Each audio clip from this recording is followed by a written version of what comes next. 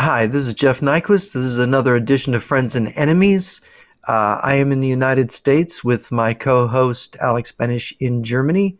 Um, in this show, Friends and Enemies, we discuss the distinction between friends and enemies and what it means to have an enemy, and of course, all the strategic and political uh, fallout from being able to identify that. And I think one of the things that I've always pointed out is that we are not able to distinguish friends from enemies anymore. Our politicians being rabble and our culture being a rabble culture, where people don't think and they don't listen, but they follow narratives engineered by Russian and Chinese disinformation agents, thought up in think tanks in Beijing and Moscow. We're completely led by the nose, or our politicians are, rather, and the public is too, and the media. I don't think anybody knows what's going on. But of course, this is my own delusion, my own psychopathology that I think I know what's going on. So, Alex, what do you take for the week's events? And then we can maybe talk about I'm prepared to talk about the Dark Enlightenment, Nick Land, and Mencius Moldbug, a.k.a. Curtis Yarvin, and of course, another sort of libertarian anarchist figure, Michael Malice. So, and how they fit into this new right wing that's developed, what the relationship to MAGA is, and the shifting ground underneath our feet. So, what have you got? Okay, so pretty soon it's going to be showtime. So this is when we will finally get more of an answer. Answers about the actual relationship or the actual interaction between Trump on one side, Trump and Putin on the other side. Are they friends? Are they enemies? What's it going to be, right? Because as you said, the show is called Friends and Enemies, and frenemies. Yeah, well, it's like besties. Are they going to be besties like some people have expected for a long time, or hoped for a long time, or whatever? Feared It's for a bromance. Bromance, whatever you want to call it. But pretty soon we'll get somewhat of a clearer picture about what these guys are to each other, right?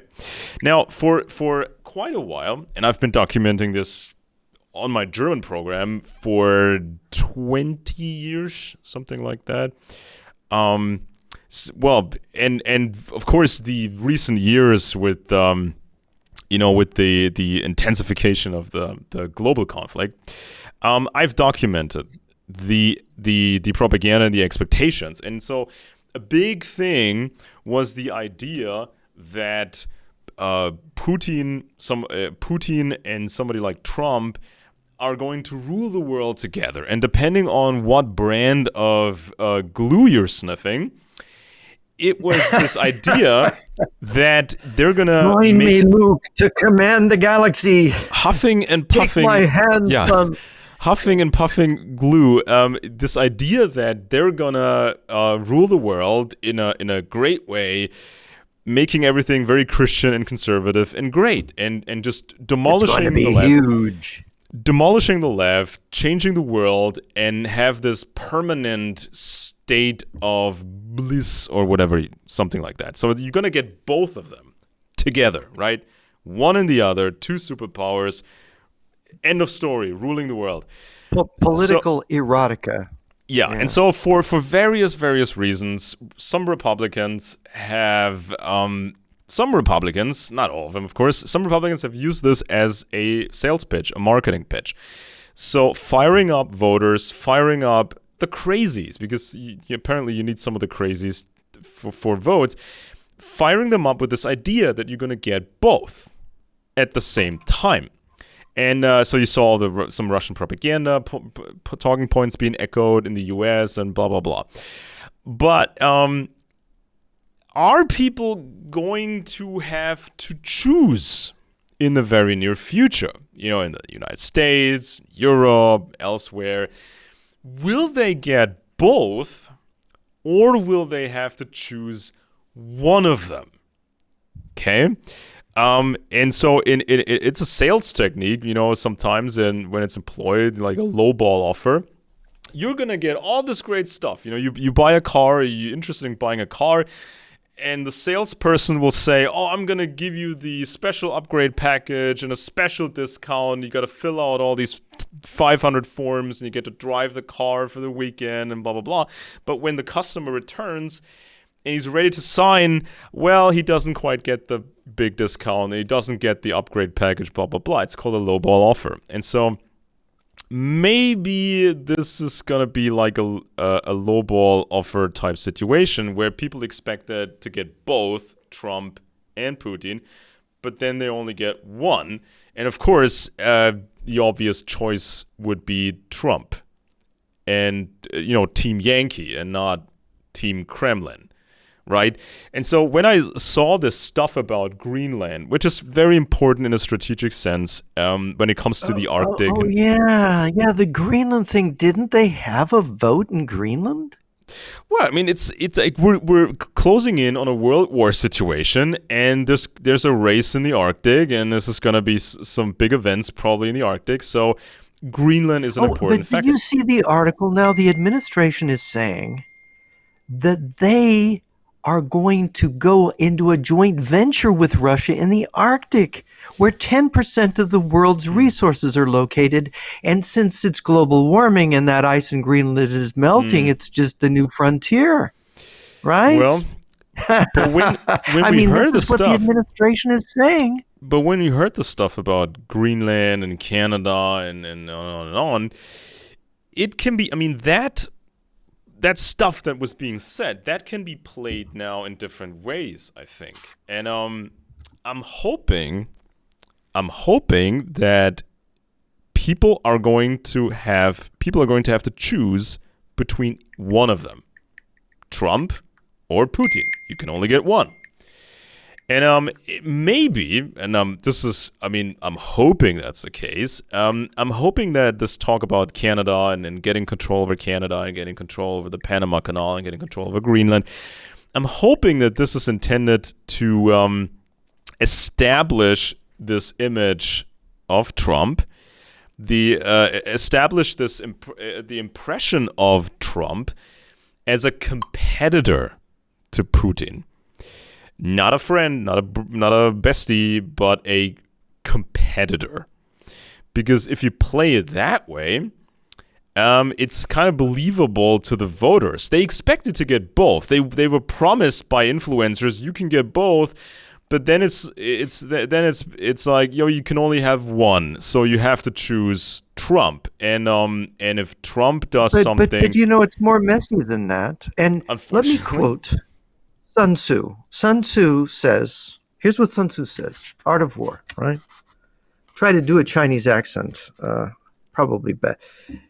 Disorder is founded on order, fear on courage, weakness on strength. This is very Taoist. Orderly disorder is based on careful division, courageous fear, on potential energy, strong weakness, on troop dispositions. We can really see all this right now. What is this? It's what Golitsyn said, the weakness in strength dialectic.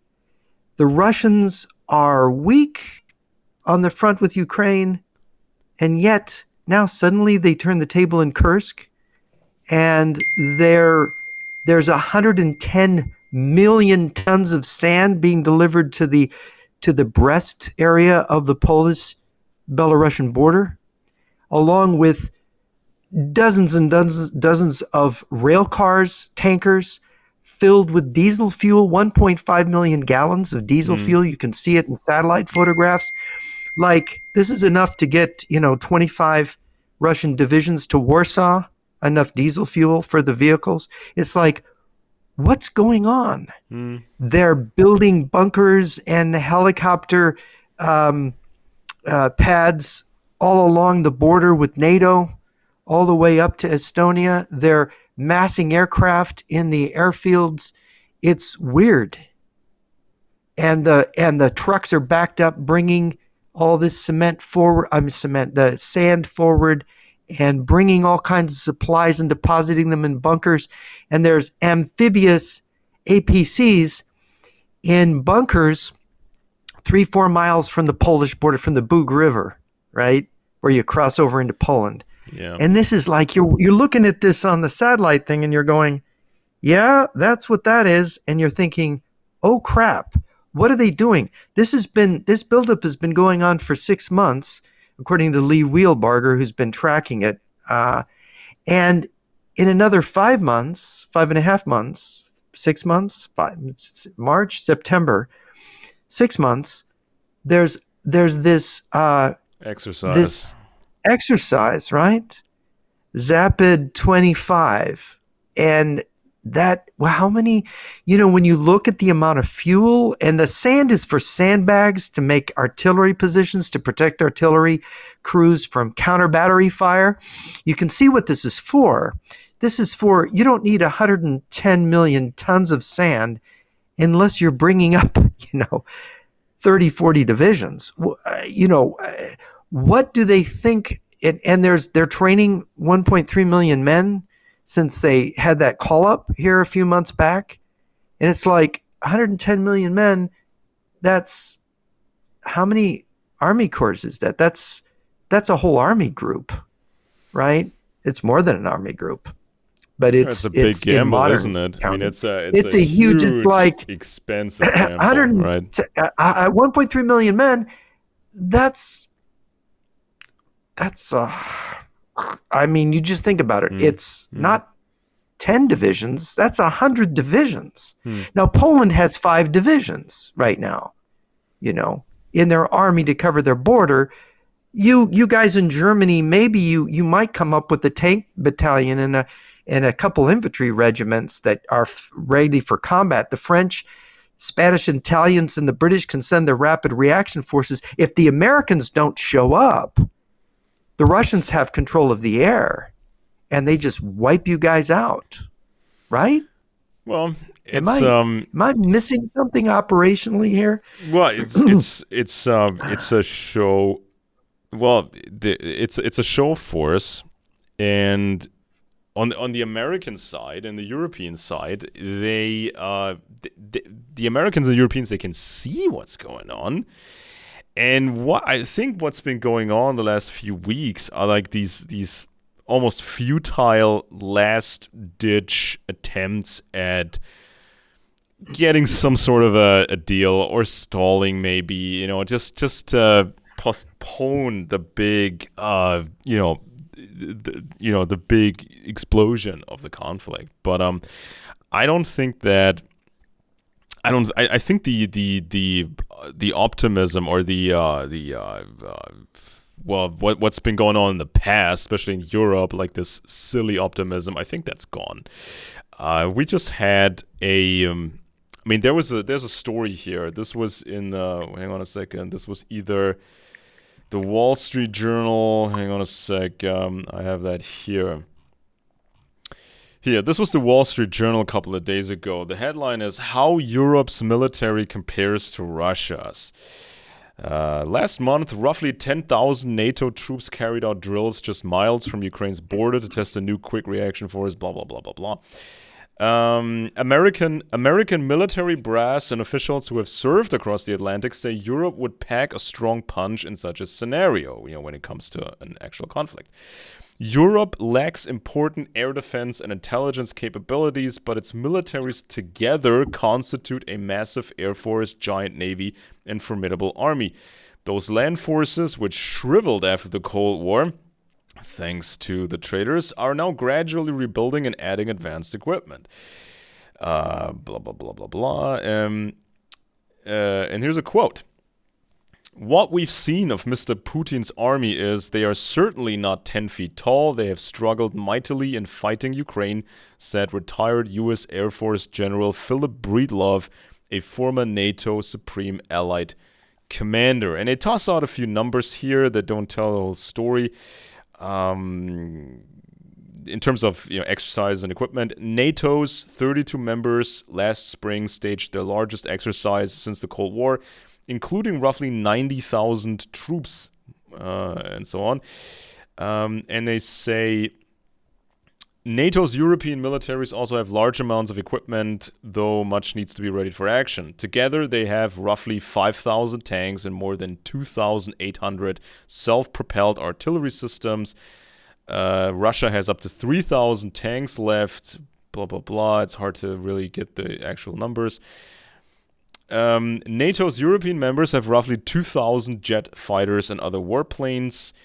By 2030, Europe will have more than 500 cutting-edge US-made F-35 fighter planes.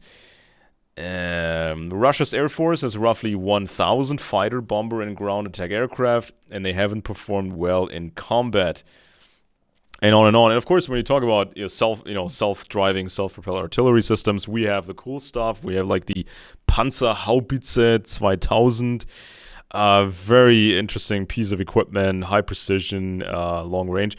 So it's quantity versus quality, right? Yeah, is what it boils down to. Yeah, and we have. Look, you can find young men, and this was kind of the old concept of a European army. This was talked about 20 years ago, 15 years ago. The idea that you just combine these European militaries.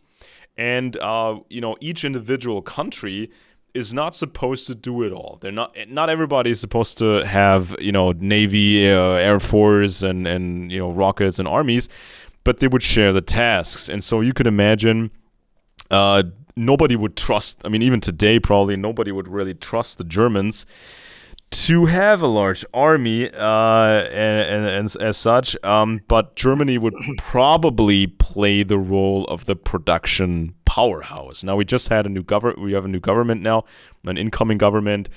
The winner is the most pro-American guy, pro-Ukraine guy, Mr. Merz. It's always been pro-Anglo, and his party had been set up by the Americans after World War II. In fact, American intelligence, to be precise, the counterintelligence. Exactly. This was established by the counterintelligence Christian Democratic Corps. Union. Yeah.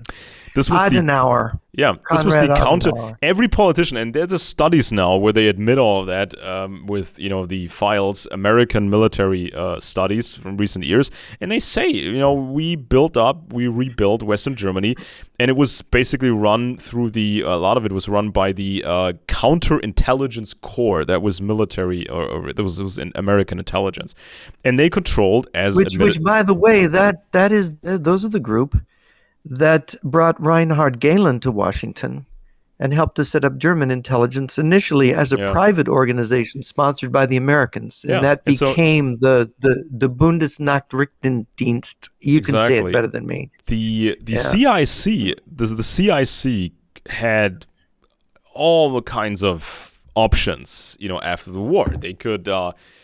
They could conduct investigations. They could question people. They could just recruit people. They had a blacklist. They had a whitelist to rebuild the country. They could do searches and seizures. They could do pretty much anything. And so they rebuilt the political system of Germany, especially the CDU and the CSU, the Conservative Mainline Party. Yeah. So they've been created by... And maybe you can explain, it was so important that people who were not Nazis be at the top of this. And of course, because so many experienced politicians and bureaucrats were Nazis, and they couldn't basically run the country without some Nazis.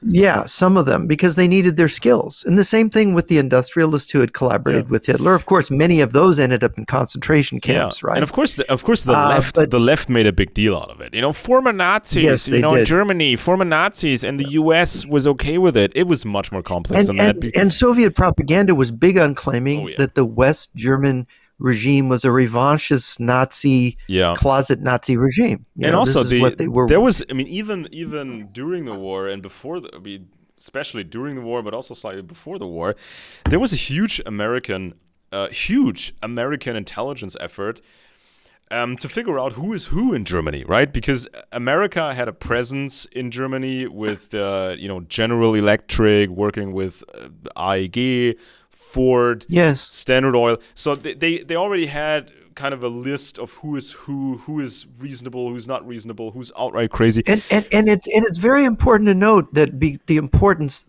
the industrial center of Germany was not in the east.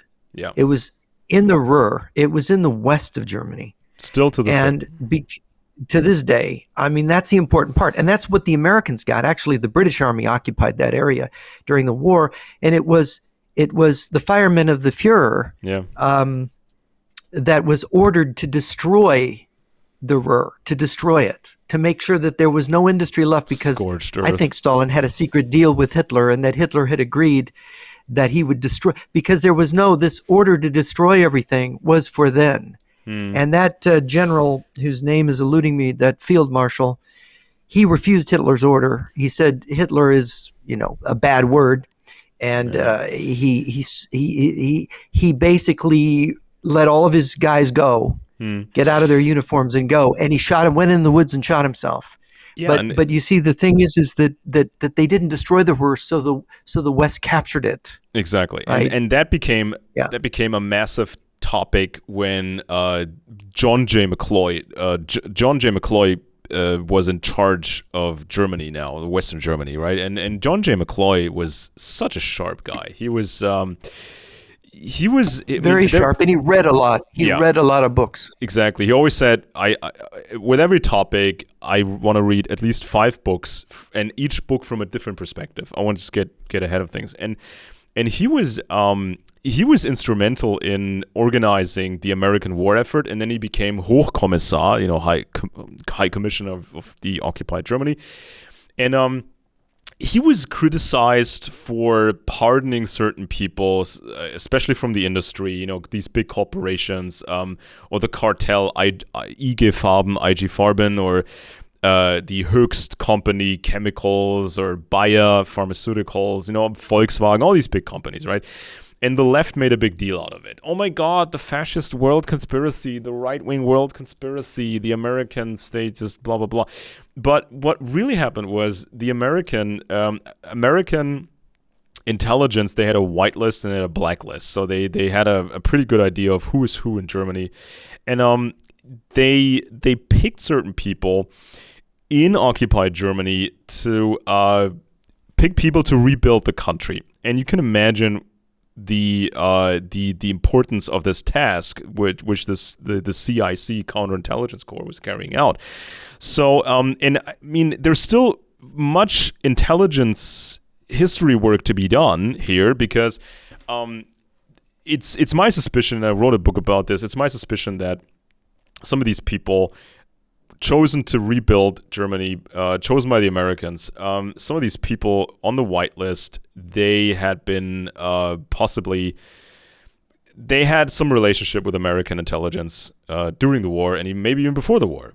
And even star politicians, I mean, like Franz Josef Strauss in Bavaria, CSU, totally pro-America, always wanted, some German nuclear weapons against the communists. Strauss was just super harsh anti-communist, and we know now that he was probably Strauss probably had a serious relationship with American intelligence during the war. We now have files from the intelligence files and some new studies on that.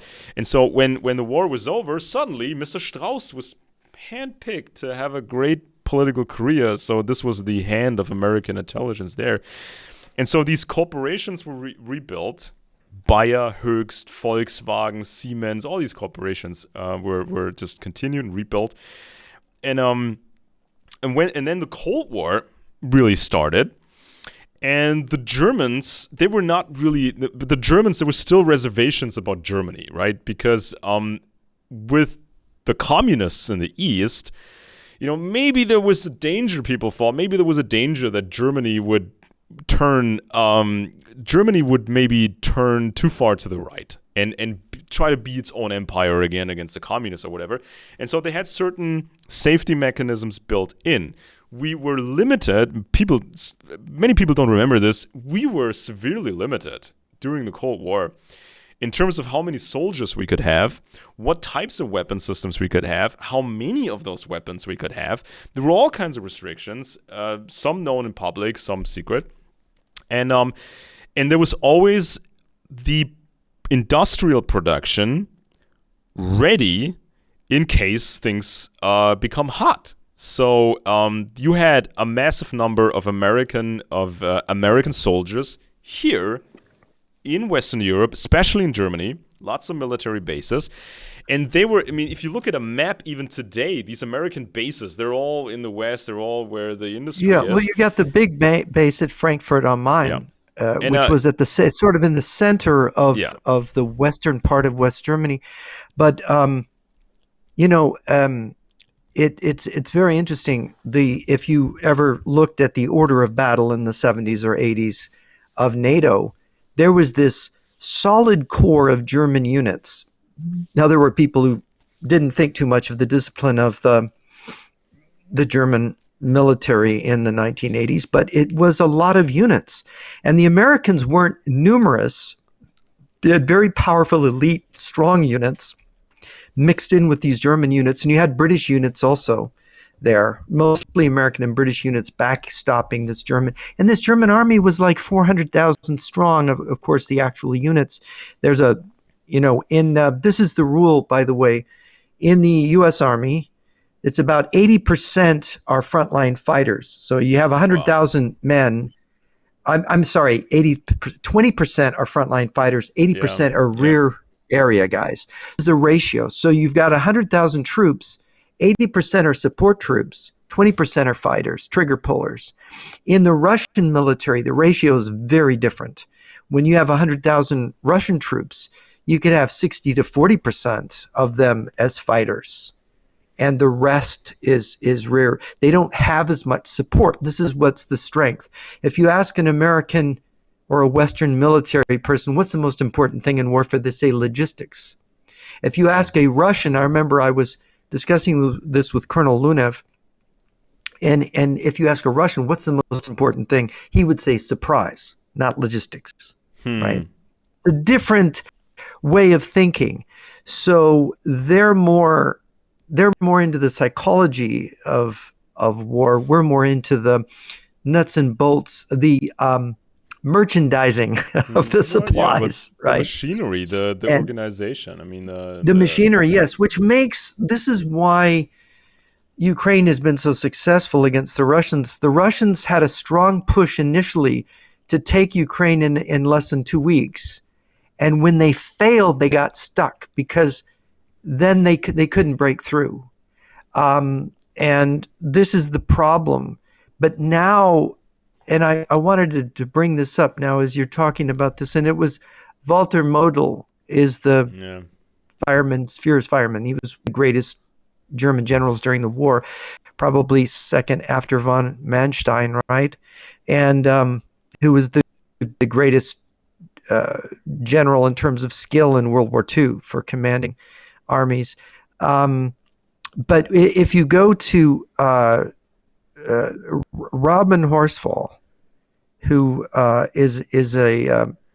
has got a great Substack, he wrote an article about this Russian counteroffensive that started on March 6th. That is apparently, it looks like it's trapped the Ukrainian brigades that are inside Russia in the Kursk area. And there's just a tiny road keeping their supply line open right now. The Russians are very close to cutting it altogether, which would bag this whole group of Ukrainian forces. And Horsfall has a source. Now, I met this guy in Toronto when I was there, and I was looking for his phone number here. I want to call him, but what's interesting is that he has sources in Russia that are telling him that the general who was one of the generals on this Russian attack, which was planned, many days in advance, They knew that America was going to remove the surveillance. The problem, we've mentioned this on the show before, you can't do an attack with the American intelligence surveillance. We see when they're setting up an attack, and the Ukrainians can always move to defend. So the Ukrainians could extend into Russia towards Kursk because they had these all these early warning in real time of Russian troop movements. Suddenly, Trump has his little spat in the White House with Zelensky, withdraws the intelligence support on the 4th or 5th of March, and the Russians attack on the 6th. And according to Horsfall's intelligence, the Russians, the Russian general told his wife, that the intelligence was going to go down, and that's when they were going to attack. And they knew in advance. Well, how did they know it? How did the Russians know in advance that Trump was going to withdraw the intelligence support from that? How did they know? And of course, if you go to Horsfall's, I have it here. If you go to Horsfall's intelligence Substack, it's here. He says the article, if people want to go there, is, did the U.S. cooperate with Russia for the recovery of the Kursk Oblast? Who can we trust? He's got a picture of Trump angrily wagging his finger at Zelensky in the White House, in the Oval Office, and he's got the sources here. He says on 28 February. Trump manufactured a public disagreement with President Zelensky. Between the 3rd and 5th of March, using the disagreement as justification, Trump cut off supplies and intelligence to Ukraine. On 6th March, Russian forces attacked and recovered large parts of Kursk, forcing Ukraine to make a tactical withdrawal. The smoking gun. On 27 February 2025, before Trump's announcement, a Russian general in Kursk revealed to one of his offensive was waiting for Ukrainian surveillance to go down. The colonel revealed this to his wife. His wife told her best friend, who told my source in Eastern Europe. Right. The weakness in this information is the timeline, but if it is to be believed, Russia knew Trump would shut down intelligence cover over Kursk before Trump's edict on 3rd March. Is the timeline correct? Can the order be corroborated? Did the Trump administration collaborate with Russia for the recovery of Kursk Oblast? Was this a deliberate action designed to increase pressure on Zelensky to agree to U.S. ceasefire proposal? Well, notice that this whole shtick of a ceasefire proposal, when Trump had squeezed the neck of the rubber chicken, right, and beat it really bad, and Zelensky agrees to the ceasefire, the Russians go, oh no, we're not going to stop operations. Why? Because that shutdown of intelligence gave the Russians a positional advantage on the front, and they might be able to destroy a group of Ukrainian forces thanks to Donald, right? Yeah. Now, is Horsfall right? What do you think? Well, there was somebody from I think it was the Austrian, either the Austrian military or somebody who's attached to the Austrian military. And now the Austrians, they've been observing this conflict, this war, from the minute it started. And it was a presentation where they talked about an instance where in the war where a sizable, I think it was tens of thousands of Russian troops, where these Russians were essentially allowed to escape during the Biden administration. And he gives a whole presentation, and I'd have to find this thing so I can maybe put it in the description below in this video. So this was kind of a tactical, tactical mistake by the Russians. They were in over their heads, and so a sizable force was about to be encircled, and they couldn't retreat fast enough. And some magic thing happened, and those Russians these Russians were allowed to escape. And this expert, this guy, he emphasized the importance of this. And of course he talks about how it should have gone differently, right? Just encircle these Russians, take them prisoner, use them as a bargaining chip, whatever. Or maybe they will fight to the death. Now the Russians, you notice the Russians are claiming they've got a new drone that can't be jammed. And you've maybe seen online, there's all kinds of drone pictures of these drones knocking out tanks. There's one allegedly knocking out an Abrams tank, and then a Finnish APC that the Ukrainians are using. I saw a couple of these, and they're claiming they're using it on the Kursk sector. And you see these vehicles out in the snow with these drones coming up, and they come right at the back of the tank, and they hit it. It looks like it goes up the tailpipe of the tank, right? It seems that the drone goes underneath the tank. It seems like, or the APC. Strange things have happened in this conflict. So, I mean, I commented on this when these Russians were allowed to escape en masse, and of course, I talked about the possible reasons for that. And I mean, also, but in the is wider, somebody helping them? But also in the wider context. I mean, we have to be careful not to accept false excuses and cover stories and this plausible deniability stuff. I mean, I think it was Vance who made the argument that it would be bad if this conflict, this war, lasts 15 years. Now, and I think he even mentioned the demographics of Ukraine. Now, Ukrainians, they still have not recovered yet from the Holodomor. You know, when Stalin was in charge, and he locked down Ukraine, and he framed the situation so that millions of Ukrainians would die, would literally starve to death. And also back then, when the Holodomor happened, there was this one guy. Was this a British guy, sort of a spy, maybe half spy? The movie was made years ago. A movie was made about him. I think I've seen that movie, where this British guy is going to Russia. And it's all about propaganda. He's not expected to do any real reporting about what's going on in the Soviet Union, especially not in Ukraine with all these people starving to death. And he sees these New York Times people, people from the New York Times who just party hard in Moscow or St. Petersburg and just send home these pleasant-sounding reports. But this one guy from Britain, He has like a distant family background in Ukraine, so he decides to go off script and he makes his way to Ukraine with his camera, and he sees all these people starving to death, and he wants to get these photos out, tell a story. He gets arrested, and because he's an important Brit, he gets released. He goes home, and people don't want to believe him, and politicians, they try to badmouth him and his information, like he's making it up. There's no mass dying in Ukraine. He's just stirring up trouble.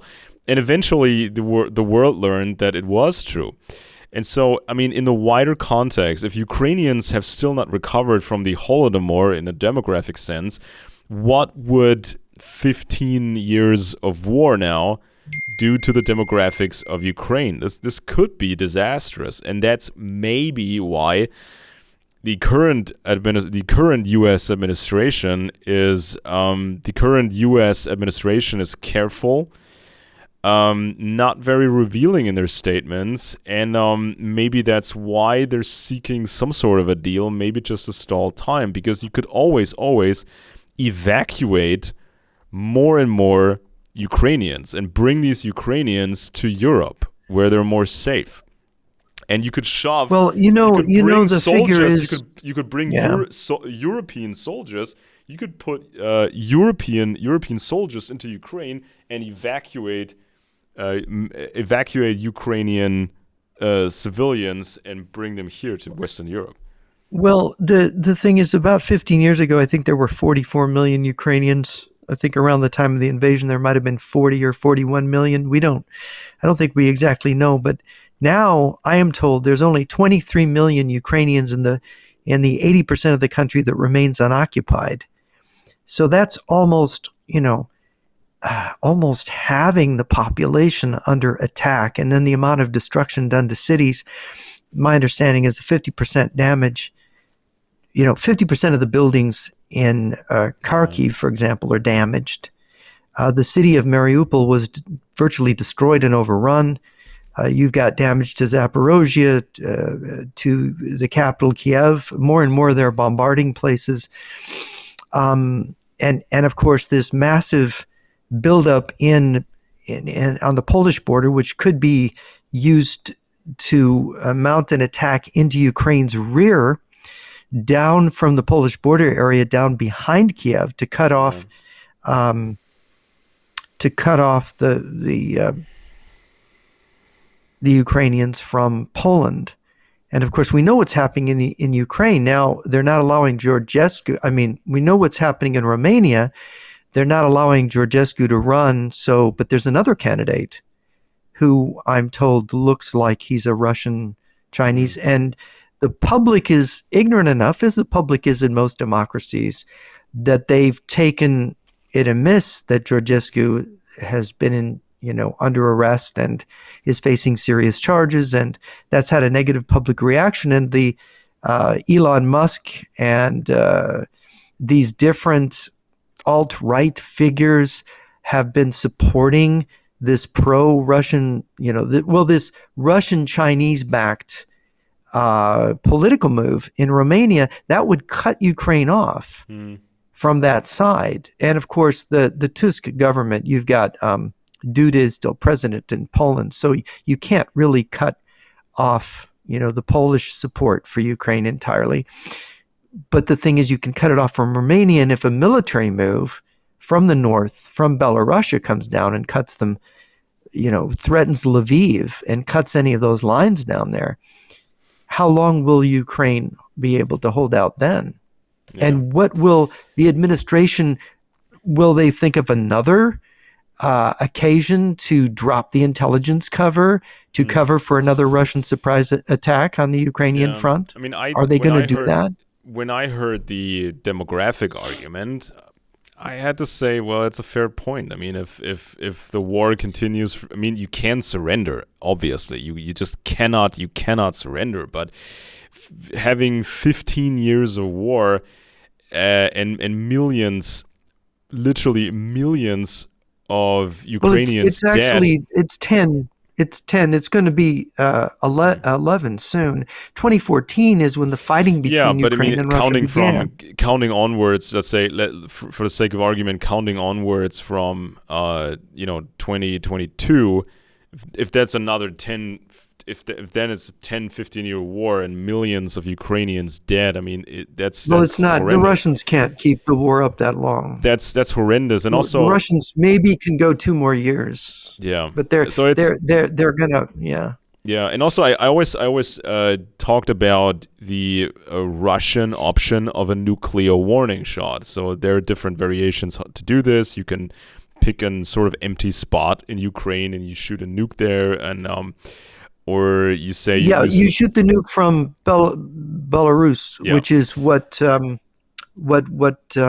Yuri, what's his last name, was claiming here a year and a half ago. He was saying that there was some kind of plan to send a nuclear rocket into Lithuania or Poland that would shock the NATO into capitulating. Right? And also, and that's like, and I talked about the scenario, a nuclear warning shot. It could be maybe 3 nukes, small nukes, maybe even hitting some military targets, smaller military targets.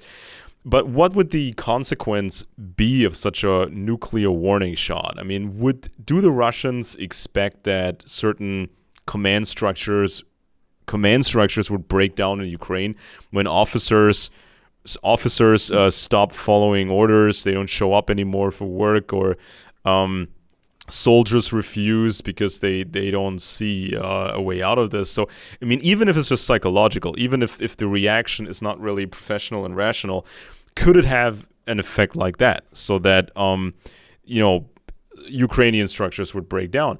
And also because the Russians, I don't know exactly when they started. The Russians, they have this system from the Soviet era which monitors the health of the Russian regime. So they have like all this data flowing in, and they keep track of all kinds of things.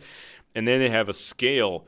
And if the strength, the health of the empire sinks below a certain threshold, they're likely to use at least some nukes to make other countries back off, right? At least for a while.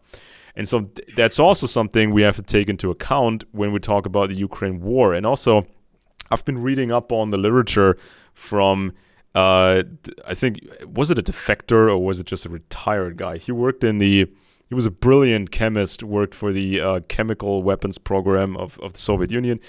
And he talked about all kinds of stuff in this book, and especially when it comes to some more fancy chemical compounds, they're not deadly per se. There's non-lethal stuff that would incapacitate. Well, it's better. By the way, it's better to incapacitate than to kill.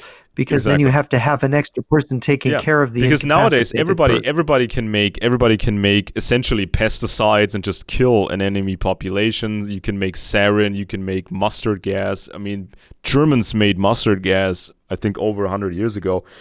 And then there's Zyklon B, which is really for killing insects, right? And they killed a lot of Jews with Zyklon B. So that stuff is easy to make. That stuff is easy to make, but the art is to make it's commercially made already. To make incapacitating agents, non-lethal or less lethal, and that also extends to biological weapons. You know, biological weapon isn't always deadly. It can be an incapacitating agent, and the threshold or the threshold where you want to use them is much lower because it's not deadly. So it's they would rather use the incapacitating agents. So what would happen if the Russians load up a non-lethal or less lethal chemical warhead or a less lethal, non-lethal biological warhead and fire it and detonate it over, let's say, Kiev? What then? So the population of Kiev, they can't really function for, let's say, 4 weeks. Just an example, right? And then the Russians give out an ultimatum. You know, surrender. You have to fulfill this list of ours until that date, or else. I mean, these are all kinds of things that we have to keep in mind when we talk about the war. Because I see some people on Twitter. I mean, well-meaning people, experts in certain fields, and they say this stuff, and they say like, well, it's simple. They say it explicitly. They say it's a very simple war. Just keep going on and on and on until the Russians can't afford it anymore, until they go home. Now, there's an argument, of course, about that, but it's not simple. And then these people say online, well, just keep fighting. It's better to be dead than to give in to Russian demands. But I mean, we're talking about a superpower here. We have to be very professional, very careful about this, how we do this. I mean, is it better to be evacuated as a Ukrainian? Is it better as a Ukrainian is it better for a Ukrainian with children to be evacuated to Europe? So these Ukrainians, they live here in Europe. Isn't it better to be evacuated than to be dead in a ditch or to be incapacitated by Russian chemicals, or be in a Russian torture chamber, right? So people think like this. There's only either surrender or great victory or death and glory and blah blah blah. But there's this. It's far more complicated than that.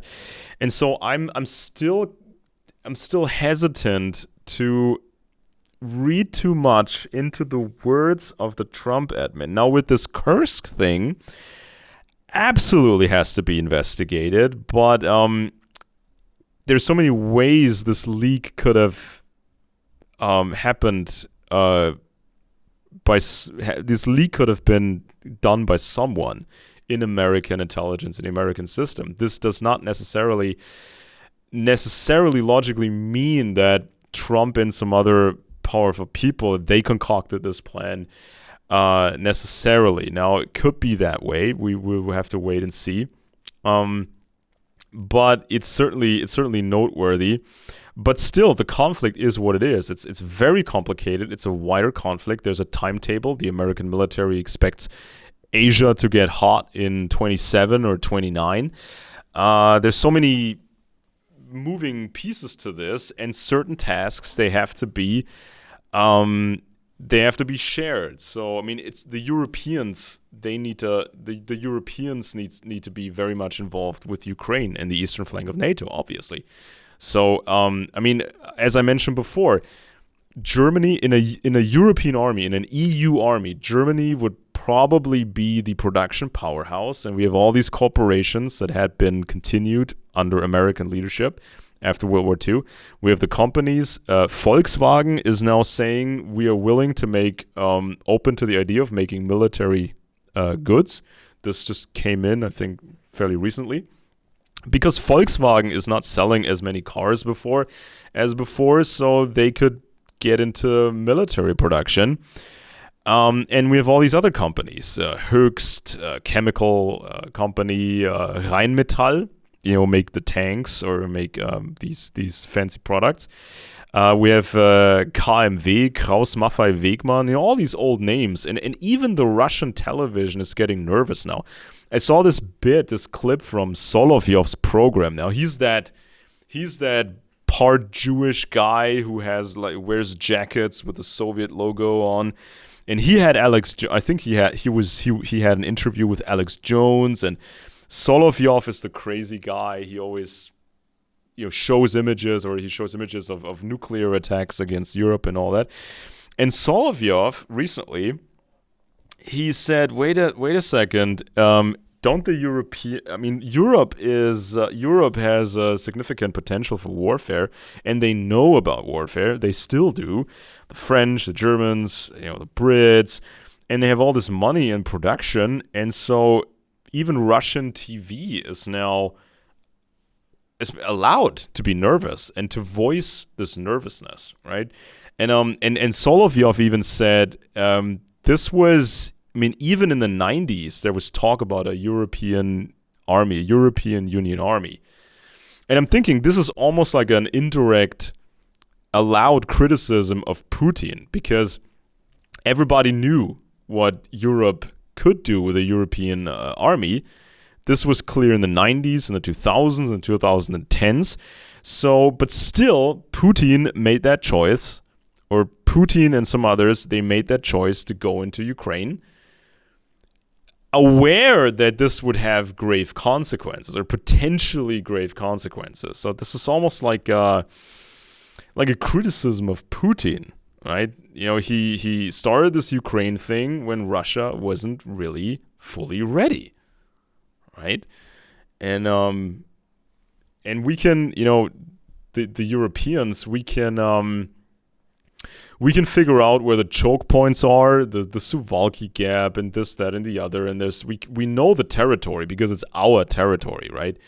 So we can figure out how the Russians would do it, and how the Russians would try to get into Finland. They would try to run over the Baltics, this, that, and the other. Then they try to get to the ocean, then the North Sea or Sea Ocean and the East Ocean in Europe, in the north, and all these things. And I've seen these reports now in military magazines where they talk about the aristocrats now being front and center in the military now, especially Germany and Britain.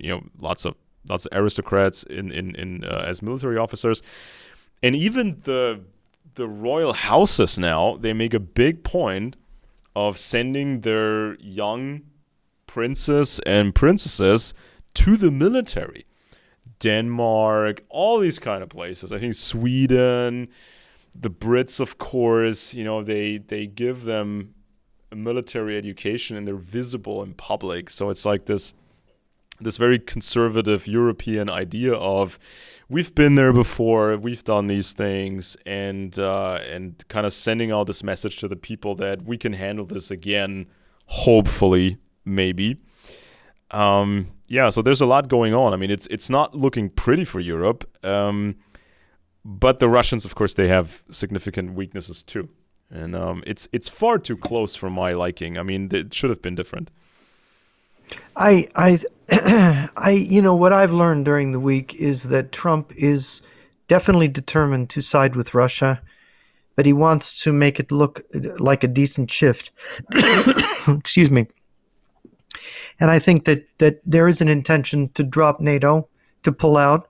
I think that there's some kind of an agreement behind the scenes with Russia and China. And I think that this neo-reactionary movement, you're going to find that Dugin, who approves of neo-reaction, you've got an old scholarly figure like Paul Gottfried, who is like the old man of neo-reaction. And then you've got Curtis Yarvin, a.k.a. Mencius Moldbug, who has been the neo-reactionary guy for Silicon Valley, supposedly a programmer. You've got, and then you've got the anarcho-capitalists, like, I suppose, Michael Malice, whose book I just finished reading. And, of course, you've got Nick Land, who wrote sort of a commentary on largely on Jarvis.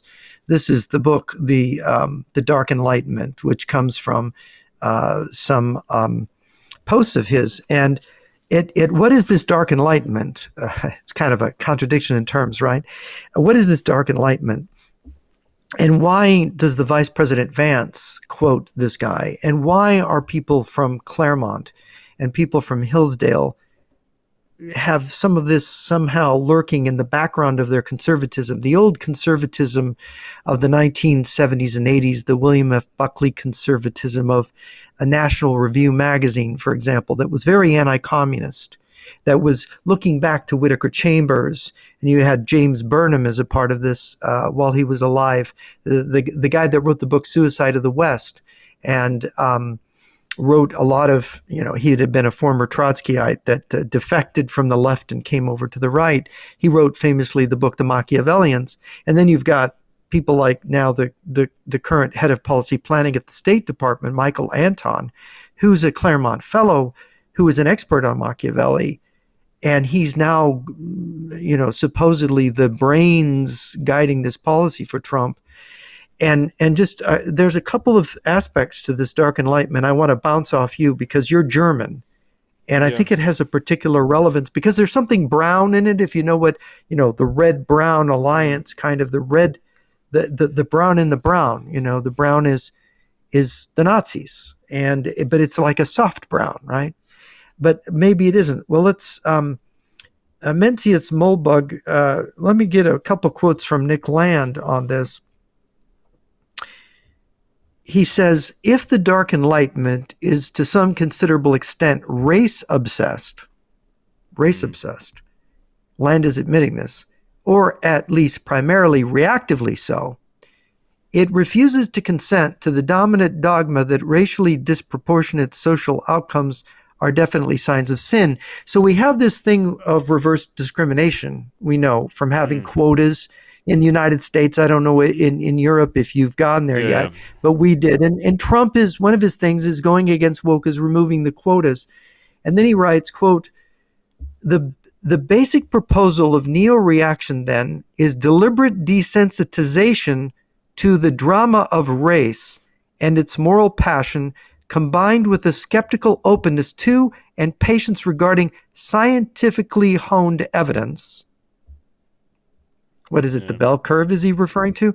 The provocation of this stance has proven to be extreme. Then he refers to the alt-right as this rising racial, fanaticism. The beginning of the, you've got Countercurrents magazine. What's his name? Johnson. Is it Mike? No, it's something Johnson, who's writing out of San Francisco. He's a former, and a lot of this is coming from former libertarians. So Johnson in Countercurrents, there's the libertarian who becomes a kind of soft brown national socialist. He wouldn't call himself a white supremacist, but a white separatist maybe. You've got this element from the alt-right coming in even in the fringes of America. And then you have this other element, which I find fascinating, that he goes to, and it's the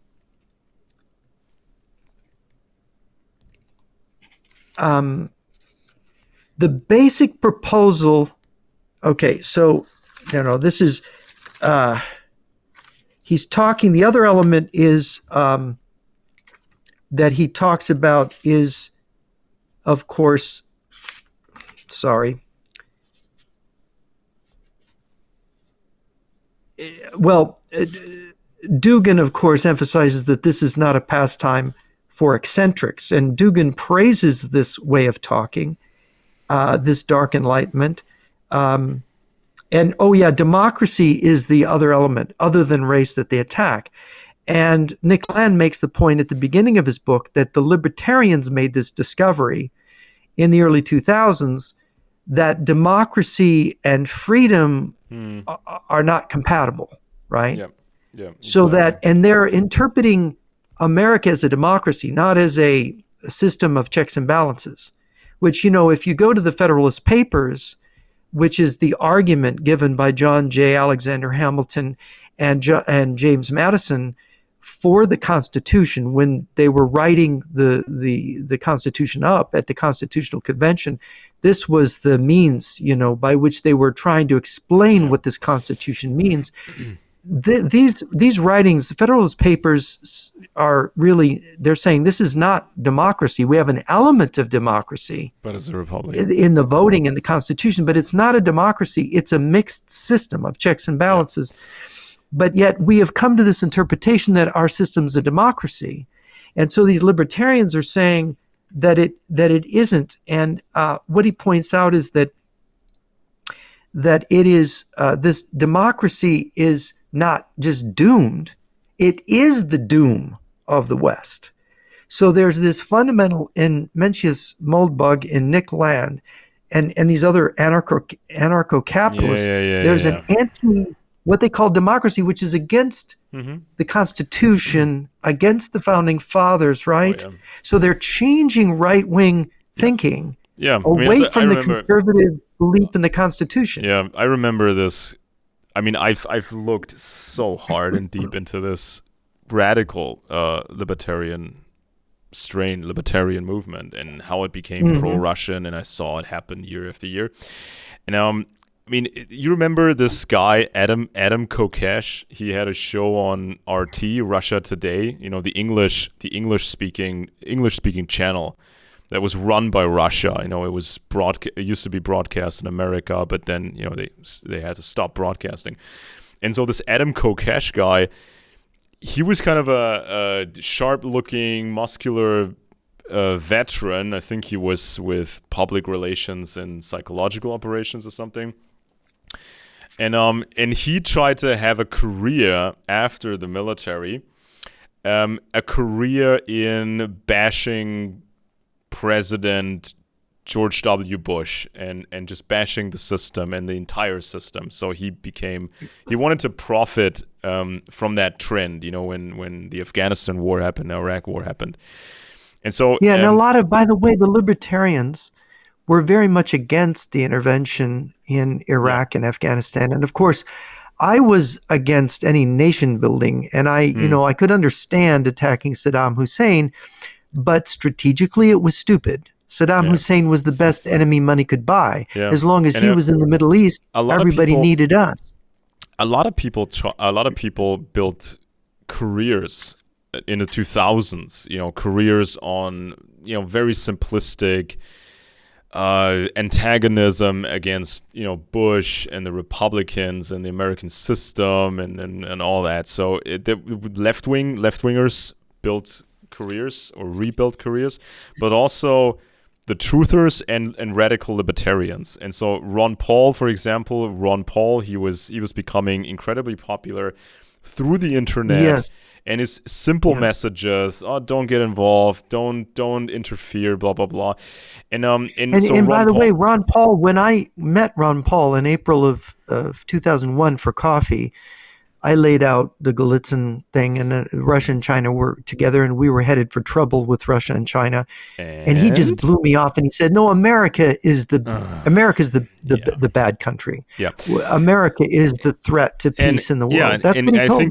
I think Ron Paul was like the first meaningful American politician, I think, if I remember correctly, the first one who was really interviewed and featured on RT, the television channel back then, Yes. Russia Today, Yeah, the in Russians America. really dug him. Yeah, Yeah. and of course, see this thing that was happening in the early 2000s with the libertarians and the libertarian anarchists.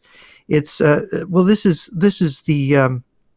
what Nick Land wrote, and I for the hardcore neo-reactionaries, which are libertarian, democracy is not merely doomed; it is doom itself. Fleeing it approaches an ultimate imperative. And this goes back. He's really charting something that's really, and so the politically awakened masses are a howling irrational mob.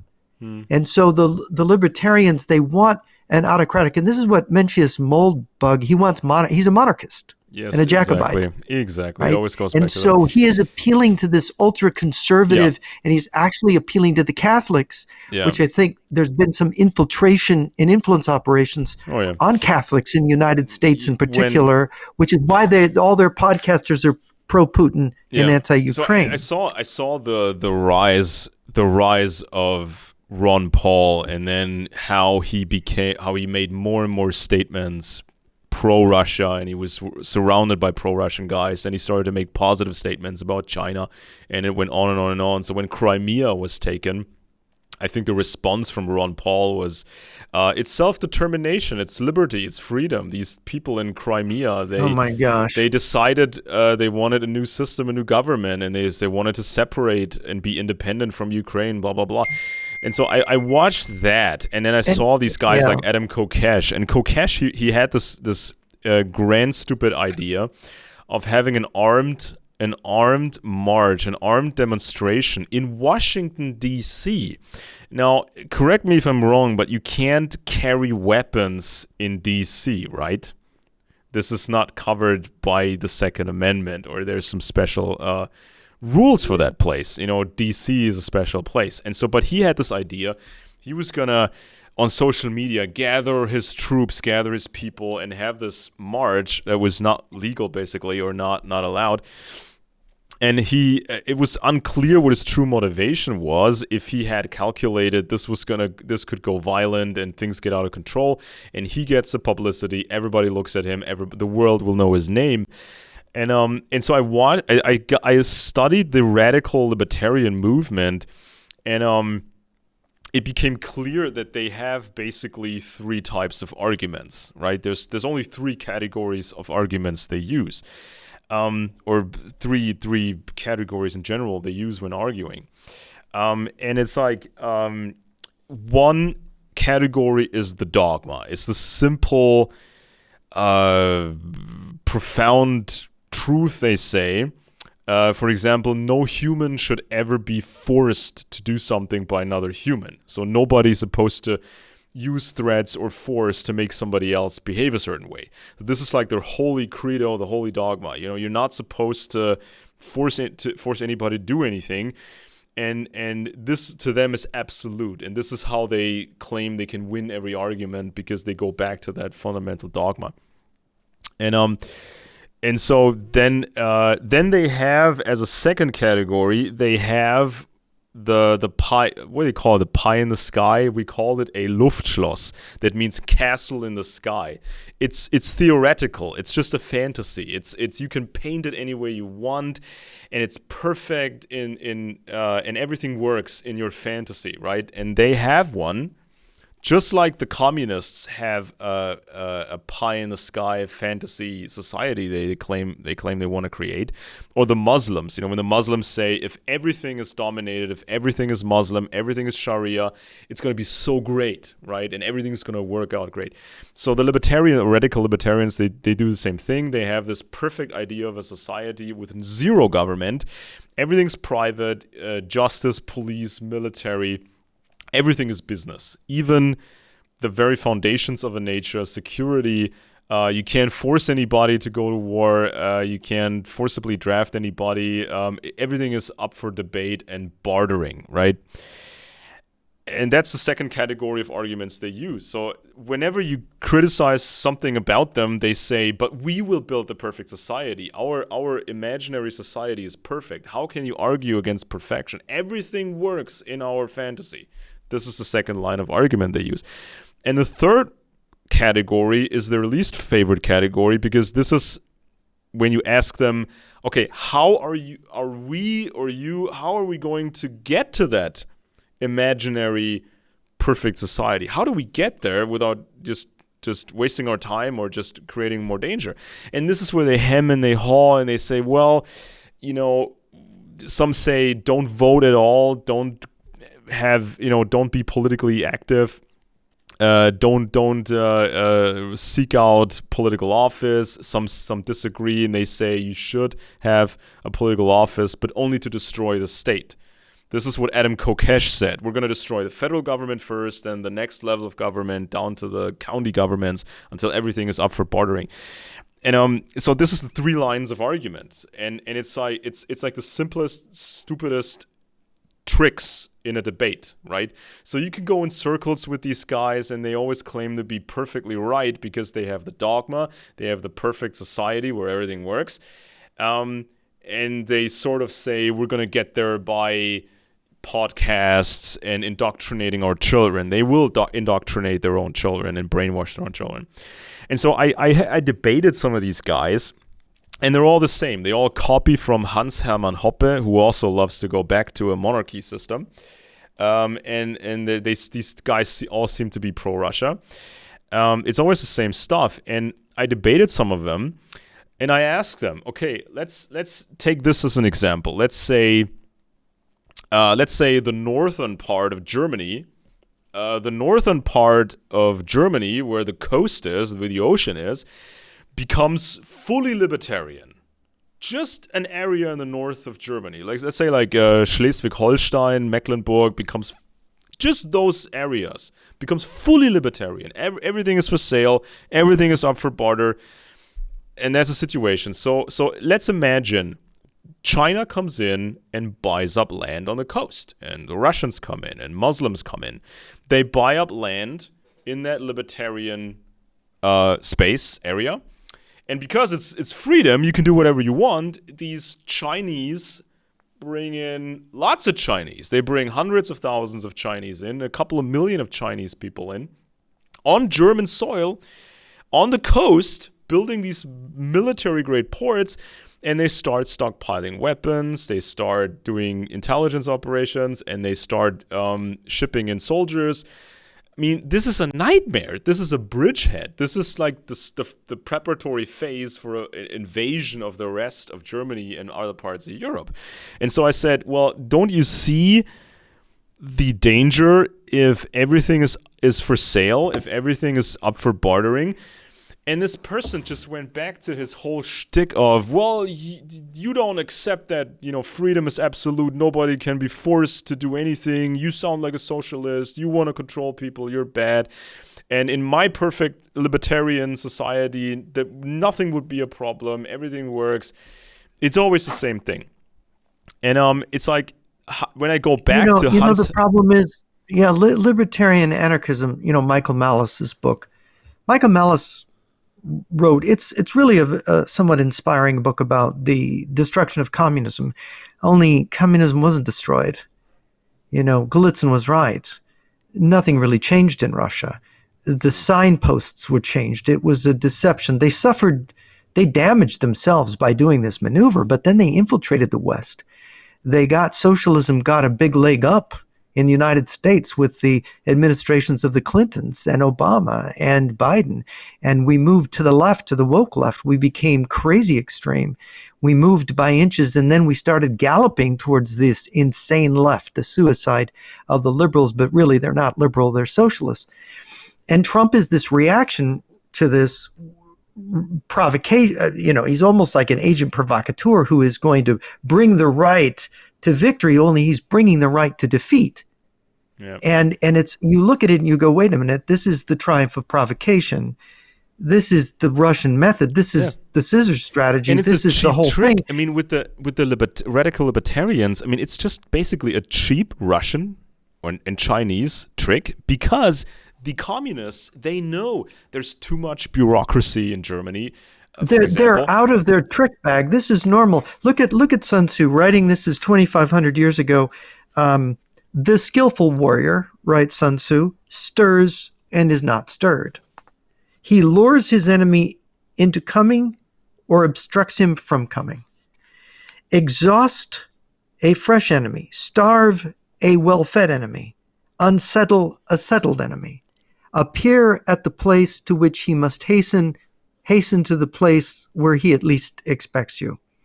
March hundreds of miles without tiring by traveling where no enemy is. Be sure of victory by attacking the undefended. Be sure of defense by defending the unattacked. The skillful warrior attacks so that the enemy cannot defend. He defends so that the enemy cannot attack. Oh, subtlety of subtleties without form. Notice, without form. That's more or less chaotic. You make a chaos out of everything. And you're a chameleon. And oh, mystery of mysteries without sound, he is master of his enemy's fate. This is the way that they think, the Oriental mind, right? And people get mad when they have to mind. pay taxes. Of course, in Germany, America, people get mad when they have to pay taxes, and people get mad when they have to follow 1,000 regulations. And when you miss one and you get into trouble, and it's like this radical libertarian thing. It's like this cheap trick where they entice you to, come on, let's cheat on your taxes, and let's just do something on the side, and let's just fight back against the system, do this and do that. And once you get into trouble but you because see, the government catches you, you started to hate the government even more and more and more. Yeah, but you see, what the point is if you go to philosophy, what do the Stoics and the classic ancient philosophers say, and what does the Bible and the Christian theologians say, Thomas Aquinas? What is the basis of political order? It's the divine ground. It's that God is the logos, right? In the beginning was the word. Well, it's written in Greek. It's logos. And what is the logo? It's reason. Reason is the key. If you deny reason, you deny God. If you deny God, you deny reason. And this there's something about the anarcho-capitalists that's so irrational and disordered, because reason implies order. Creation, look at how everything created the universe, the way the planets revolve and the suns and the stars and the galaxies and the plants and the animals on the earth. Look at, there's an ordered system of everything. You couldn't have life without a specific way of ordering the universe, the calibrated universe that they've pointed out, that if the strength of gravity, if the speed of light, if any of that was changed, you couldn't have life. The universe would just simply not produce life. And if you could, and so this ordered universe, but these people have no sense of order. They're totally chaotic. And they're willing to work with fascists in a minute. I mean, if radical libertarians, if they get scared of communists or whatever, they will align. I mean, these radical libertarians, they will align themselves. They will align so fast with fascists, it will make your head spin. And when you talk about notice the immorality. Notice this is where the rabble doesn't have moral order. What is moral order? Well, as Eric Berglund pointed out, the categories of Stoic and ancient moral order are the four cardinal virtues. Yeah. Prudence, courage, justice, and temperance. And they don't have those things. In their marketing, they say they have the perfect system. We just have to build it, and they have the perfect message, and it's so simple, it's perfect. And when I challenge them and I say, okay, but if you embark on this mission and you want me and others to join on this mission, shouldn't we analyze before we join this mission? Should we analyze what the risks of the mission are? What can possibly go wrong? Have we overlooked something? How can this go south? And so when I do this exercise, this mental exercise, okay, let's think of ways this can go wrong, trying to get closer to that libertarian super society. Libertarians who embrace racism, racism and are against the Constitution. Think of that for a minute. And you start to notice they have Yeah. you start to notice they have little to no idea about military matters and intelligence matters. And when I say, okay, Yeah, that's true. you don't seem to consider all that military stuff and all that intelligence stuff. And the answer I always got was, I don't have to be, they say they don't have to be knowledgeable about the military intelligence because they can answer any question. They can solve any problem with their dogma and their simple libertarianism. So few business rules and few, slogans, and they think they can handle intelligence questions and military questions. And it's like when Hans Hermann Hoppe, when he put out his book, what is it called in English? In Germany, it's called like Democracy, the God, Monarchy. Yeah, the God who it. isn't, Yeah. the God who isn't a God. Which is democracy, which is he's attacking, and of course he's an Austrian. Austria was a little but monarchy. But quite a few of those radical libertarians, they used to be on the left. Quite a lot of them, they used to be on the left, and he basically advocates for a rollback of the Enlightenment, and he says we need to go back to the earliest stage of monarchy and aristocracy, and then at a later stage we will end up with total freedom, which is kind of silly, going from he's total government to no government. Yeah, they're confusing the American Revolution with the French Revolution. The American Revolution did not have this liberty, equality, fraternity slogan.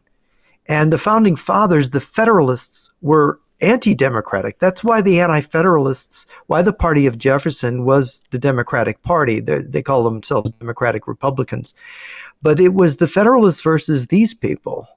And the thing is that, and this is Henry Adams' history of, the United States, talking about what happened in this transition from Adams to Jefferson, what the Jefferson Revolution was in America, that the U.S. Constitution tipped into democracy. But the problem is U.S. Constitution has always been a constitution in which the democratic element was always overestimated. And we see this in the Civil War. We see that federalism as a check and balance broke down. We see that Hamilton's view of the Constitution has always prevailed with a strong executive. It's what's made America into a great power and economically successful in the 19th century especially. But these people don't see the theory correctly, the checks and balances. They want authoritarianism. What Nick Land and Mencius Moldberg talk about is Hobbes. Yeah. And of course, Hobbes was a monarchist who said you have to have this absolute power. Hobbes did not believe in the theory of checks and balances. He denied it if you read Hobbes's Leviathan. And that's the thing and that's why these people have gone to, and I think this design comes from the Russians. I think a Russian think tank somehow came up with this design and fed it to people on the American. I think there's agents of influence influencing these people, because this whole movement, and of course the libertarians were in the late 80s getting together with Russians. I mean, it's objectively true they were. And you've got people like the Koch brothers, right? They were libertarians who had this strange intimate relationship even with the Soviet Union. Back in the day, the Cliff old Koch, Kincaid has written about Fred Koch, the father of the infamous Koch brothers. Yeah. I think he even built the oil cracking facilities in the Soviet Union. Yes, exactly. And this libertarian Soviet connection becomes the libertarian Russian connection, becomes the pro-libertarian, the pro-Kremlin position of today. It has evolved rather openly, so that you have people like, they started this antiwar.com. He died of cancer. Try to think of his name. But he attacked me when WorldNet Daily started up, and I was writing for them. He says, it's a great site, except they got to get rid of J.R. Nyquist, right? Because he was even pro-Russian back then. And of course, he was linked up with Pat Buchanan, and Pat Buchanan also, I would say, a proto-neo-reactionary figure, trying to bring in this theme, this desensitization about race, which is the two things. America, you can't undo it. It's a multiracial country, but it's not really a democracy. But if they call it that and attack the Constitution and say we want monarchy, but you see what you're setting the right up to be. You're setting it up to be anti-American. Yeah. And you're setting it up to be against the Constitution, which means they could all be arrested as traitors. Because when I was in the U.S. Armed Forces, I swore an oath of allegiance to the Constitution, to uphold and defend it against enemies, foreign and domestic. That's the oath. And these people are setting themselves up, and the vice president having Curtis Yarvin's name on his mouth is quoting a guy who's a monarchist. And here Trump, and then Mencius Mollberg says these monarchists should be billionaires. Our new aristocracy, our new monarchy should be billionaires. And then 2 years ago, he's talking about Elon Musk being like a future dictator or prince or whatever. And look at what Musk is now, right? Yeah, he loves the. And Musk is this hyper libertarian, right? When Elon recently gave this salute, let's call it that. I mean, a lot of people claimed it was a fascist German salute. Now, others. Was it, in your opinion? What do you think? I don't see him as a primitive fascist. I think he's no, not primitive, because notice how they're making the light brown. They're bringing the brown into the libertarian. I mean, he's definitely. I mean, I think Elon is definitely fascinated by the ancient world, by Rome especially. But when you delve into that, isn't that what Mussolini was trying to sort of with his fascism and the fasci? Those are isn't the fasci what the Roman dictator? People don't realize a dictator would be appointed when the consuls couldn't agree. Yeah. And there was disorder. They brought the dictator. He had 1 year term. And of course, he was liable to prosecution if he misused his power. But he walked around with the power of life and death. If the Nazis had not existed, if Germany was just had become a regular republic, if we only had Mussolini and his weak military and his bad administration and all these flaws of Italy back then, it would have Italy probably, and if there hadn't been a world war, Italy under fascism would probably have been, let's say, a weirdo curiosity at best. I mean, it would have been kind of an anachronistic joke in modern times when the world would have probably laughed at Mussolini and his little empire there, his spaghetti empire. But when Elon Musk, for example, when he has a fascination for ancient Rome, for example, right? I mean, Rome didn't care so much what you looked like as long as you accepted the rules of the system, and that was used to great advantage by Rome. Whereas the Nazis, Nazis were big fans of Rome, but the Nazis, they really, really cared about what you looked like, and that became a problem for the Nazis in terms of their own imperialism. The Nazi regime had this racial ideology, right? It was anti-Semitic. It was pro-Aryan or Nordic, whatever that. Anti-Ukrainian. They never fully defined it. It was even anti-Ukrainian because the Ukrainians. I mean, a lot of Ukrainians, they look like Germans. But some Ukrainians, I think genetically they're closer to Swedes, actually. Yeah, and of course, because Germany was such a chaotic place for so long, hundreds and hundreds of years, and it was so tiny. That's because that's when a lot of Germans they migrated to other places. They went to Hungary, they went to Czech territory, they went to Ukraine. I think the family of one of the family of my wife, they're German as it gets. Just blonde hair, blue eyes, green eyes. It's just long history, as white as it gets. But part of that family, at some point, they moved from Germany or some German territory, because it wasn't an empire for the longest time. They moved from one German place to Ukraine because there was more space. You had more chances there.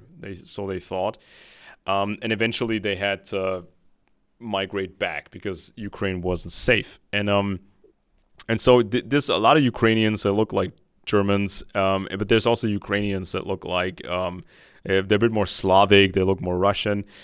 So when the Nazis went into Ukraine, they had this what was his name, Erich Koch, who was supposed to run the place. He was the governor appointed under Eastern Prussia, initially. Yeah, but he was the governor, the in charge of Ukraine, and he was particularly cruel. He alienated the Ukrainians, and in Hitler's Traitor, which you know that book, it suggested that Koch was a double agent who was really working for the Russians because he sabotaged the potential cooperation between the Ukrainians and the Germans. And this was a great mistake of Hitler's. This was part of Hitler's racial madness. The Ukrainians, if they had the Ukrainians on their side, they could have won that war. Exactly. And so this is if when they hadn't been racial nut jobs. So this is when Hitler and the Nazi leadership, this is when they took this bizarro detour from the Russian from the Roman ways, the Roman concept of absorbing different populations and just integrating them, and just not caring what they look like. The Romans. Let's talk. I want to talk about Rome for a second because people get this wrong about Rome. Roman history is long and complicated. There isn't one Rome. Yes. And people talk about Rome like it's the Roman Empire. It's the one Rome. Actually, Rome was, which one? Rome began as this little town in the middle of Italy on the Tiber. And you've got the story of Romulus and Remus, the twins. It's probably apocryphal. There's probably no such twins that lived. And of course, a lot of people think that Romulus, the first king of Rome, was a myth. He ascended into heaven, by the way, but although maybe he was a guy who was assassinated, it seems that, and the Roman religion was founded by his successor, Numa Pompilius. But the Roman Republic, after they threw the Tarquin kings out in the famous revolution, again, maybe an apocryphal, because it's so caught up with this legend of the first, Brutus, Marcus Junius Brutus, and who sacrificed his own children who tried to go with the Tarquins. He had to execute his own sons, I think, is the story, and of course the rape of Lucretia that set off the Roman Revolution. I mean, these stories out of Roman, it's told in Livy's History of Rome. But the Republic was born out of this idealism for freedom and dignity of the Senate and the people of Rome. Comes out of this Republic, which many historians, political historians, you've got Guglielmo Ferraro, for example, the Italian historian of Rome, very interesting. You've got Livy, you've got all the ancient sources, Polybius especially in his part on the Roman Constitution. They say the greatest political structure ever made was the Roman Republic, that made by man. It had such incredible dignity and gravitas. The conscript fathers, the Senate, who were fathers, the Roman people, they had this long battle between the plebeians and the patricians, where the Roman people literally said, we're going to leave Rome. We're going to go settle somewhere else if you don't deal with us. And so this negotiation between the people, the popular assemblies, and the Senate, so the Roman Constitution evolved as this living thing, this with checks and balances, tribunes who had the veto in the Senate, right, who were appointed, and you had military tribunes, and the whole military organization of Rome, and the political organization of the Republic. Then the tradition, the noble tradition, leaders like Camillus, who conquered by being honorable, right? They conquered through honor and through the strength of their military determination and their organization. For example, the Camillus story, this is repeated in Roman history, whether it's a true story or not, it emphasizes their moral center, right? We talked about the moral virtues, the centers of order being in justice and prudence and temperance and courage. The Romans tried to live that. No, nobody does perfectly, but the Romans, Camillus, for example, conquered a city in the following fashion. This is a very important historical lesson taught to all Romans in the Republic. And this was a neighboring spat with a neighboring city. And he'd surrounded the city, he was besieging it. And this teacher in the city who had charge of all the children of the leading citizens of that town, Veii, I think is the name of the town, if I remember correctly, he led the children, he led them out of the city into the hands of the Roman commander, Camillus. And he said, "Here, General, I have brought you the children of the leading citizens of the town so that you can now force the town to surrender."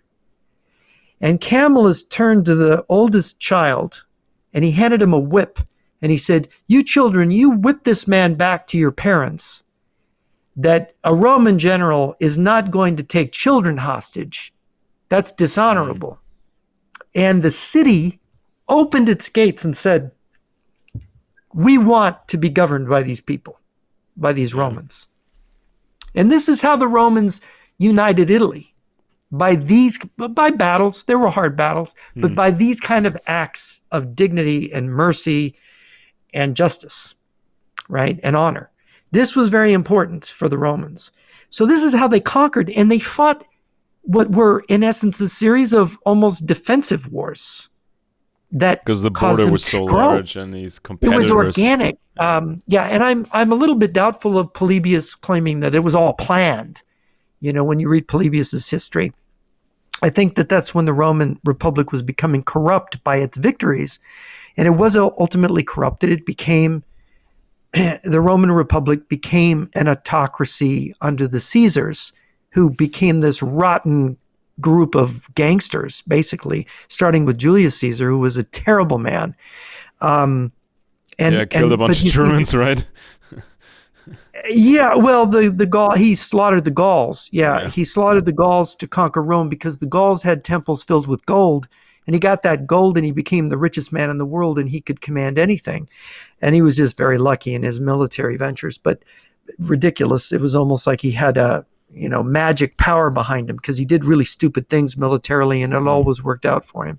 This was when, if people read particularly Sir John Fuller's book on Caesar, which I agree with, when you study Caesar's military campaigns, you go, this guy should have died 1,000,000 times over. What was keeping him alive? But he was a brilliant politician, Caesar was. But you see that he brought about the end of the Republic in the Constitution. But there's two Romes. There's the Rome before Caesar, there's Rome after Caesar. There's the Republic, and there's after the Republic. But Guglielmo Ferraro said the reason that the thing that kept the Roman Empire alive after Caesar was the Senate kept reviving. Whatever, when you had a Caligula, when you had a Nero, and he wrote a long book on this, which is really worth reading, that Guglielmo Ferraro wrote, saying that it was the Constitution was revived. And so you have the golden age of the Roman Empire that kind of starts after the assassination of the last of one of the last bad emperors there. The name is eluding me now. It was anyway around in the 90s AD. You get the golden age of the Roman Empire, which you have, and of course that ends with Marcus Aurelius leaving it to his son, who was an idiot, who descended into this is where the movie Gladiator, but it's not true history. He descends into the arena as a gladiator, the Roman emperor, right? He's just an idiot. He's not Marcus Aurelius, the philosopher emperor, the ultimate, the sort of the hand-picked successor of the golden age of the Roman Empire. And then you descend into the barracks emperors. But it was always, Guglielmo Ferraro says, the fact that the Senate could come back. But then as soon as it became an Oriental despotism, you have like 100 years and it just disintegrates, right? The Roman Empire. And this is the thing, is that it is the division of power within the system that keeps people honest and allows a government of rules and laws and order where the four cardinal virtues are respected, that allows it. Once you concentrate power too much in one guy's hands, you lose that. You lose liberty. Yeah, and that was, I think, when when the Enlightenment happened, and it was very different in different countries, right? And there were different phases of it, and versions. When the Enlightenment happened, you immediately saw the anti-Enlightenment movement saying we should go back to where it was, and everything new must be bad. And of course the anti-Enlightenment movement, they said that the Enlightenment means decay. So it's not really a set of ideas. because the freedom is a disordered. They imagine freedom as a disordered freedom, not the ordered freedom that the founding fathers in the U.S. created. So this idea that the Enlightenment is decay itself, it's just dissolving of anything that worked and so on. And so they want to retreat back into autocracy or totalitarianism. Yeah. But let's not forget, when you talk about, let's say, an empire, the French, British, the advantages that the Enlightenment had. I mean, in so many different ways. But if we just look at a narrow focus of maintaining and maybe expanding an empire, securing an empire, how does the Enlightenment? What use is the Enlightenment for that? Well, let me explain the Enlightenment. People don't understand this. They need to know their history. The Enlightenment followed the period of wars of religion. You had more than 200 years of Catholics and Protestants fighting, and it was very bloody. You had the 30 Years' War in Germany, in your country. Mm-hmm. You had the battles in France. Between Protestants and Catholics, which was a terrible off and on again civil war. You had these upheavals in England. You had King Charles I's head chopped off. When you had that was a religious divide. Cromwell was a Puritan. He was a Protestant, and you had the Stuarts were really secretly Catholic, right? So you've got this divide, this religious divide is running through Europe and all these bloody wars. And what happened is that thinking people started thinking, these Christians aren't acting very Christian. They're not. Are they following Jesus Christ in murdering each other over these doctrinal issues? You had Calvinists persecuting Lutherans and Lutherans Calvinists and Calvinists Catholics and Catholics Lutherans, and it was and Anglicans, you had burnings at the stake that everybody was doing to each other. I mean, it was disgusting, and their disgust with it, the Enlightenment was saying, let's not do this. Let's just agree to disagree about theology without killing each other, right? Let's figure this out, And with what we saw with the Enlightenment, on German soil, British soil, a very important factor that we saw was that once you had the Enlightenment plus modern science, because science was considered, a scientific method was for a long time in Europe considered illegal. You couldn't just do experiments, you couldn't challenge anything really, whether it be our place in the solar system or whatever, or medicine or whatever.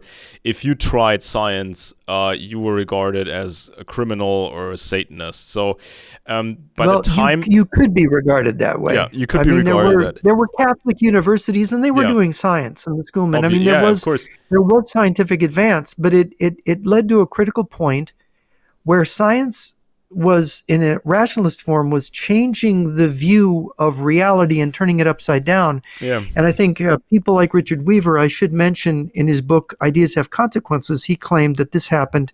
It was nominalism, right?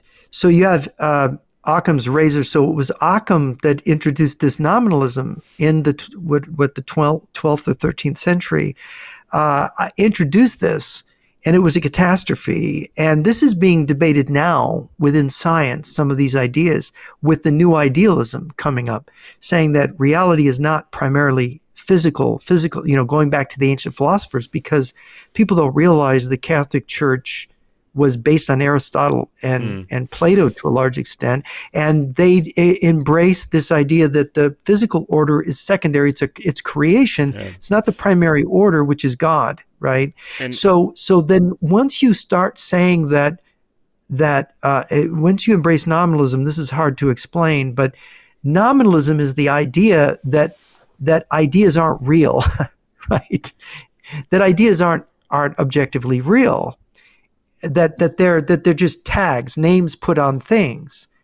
And that's a problem, because if your primary reality is spiritual, and matter is secondary, that can't be, right? And you go back to Plato and he says, no, ideas are primary.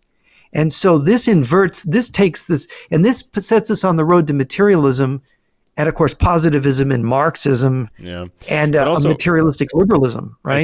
A huge shift in Europe, a massive shift in Europe was the liberation of let's call it, of the peasant serfs. Now, if people don't remember, what is a serf? A serf was not the same as a slave, but it was sort of in the same area. It's He was a rentier underneath a baron of some kind who owned the land, and he rented, and he made made a living, and he made food, right? Yeah. So you were ordered to do farming work mostly. And the produce that was tax money. I mean, you could feed yourself and your family, but the rest was tax money. Same as in the ancient world, when you had similar system of serfs, and of course in the ancient world, however, was degraded. It wasn't like in the Roman Republic. The farmers were citizen farmer soldiers, for example, in Rome and Italy. But what happened to them was the latifundia. They had so many slaves, they started making large farms, buying out the Roman soldiers' farms. And the Roman soldiers ended up becoming a professional army that didn't have land. They would want to retire on land.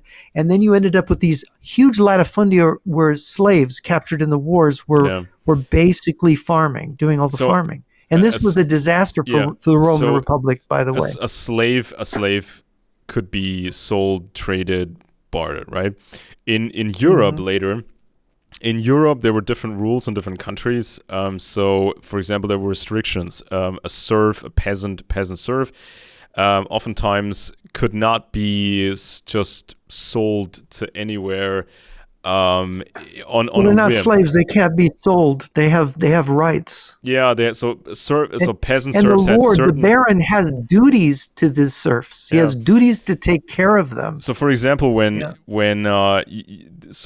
you were supposed to remain in your home area, so you were not supposed to be sold far away. A slave could be sold to a very distant place, but a serf oftentimes could not. So he had some certain protections put in place. But in essence, you were ordered to do farming work on a specific piece of land, and you didn't own it. You didn't really control it, and you had to follow these orders. And so then the debate came: should we end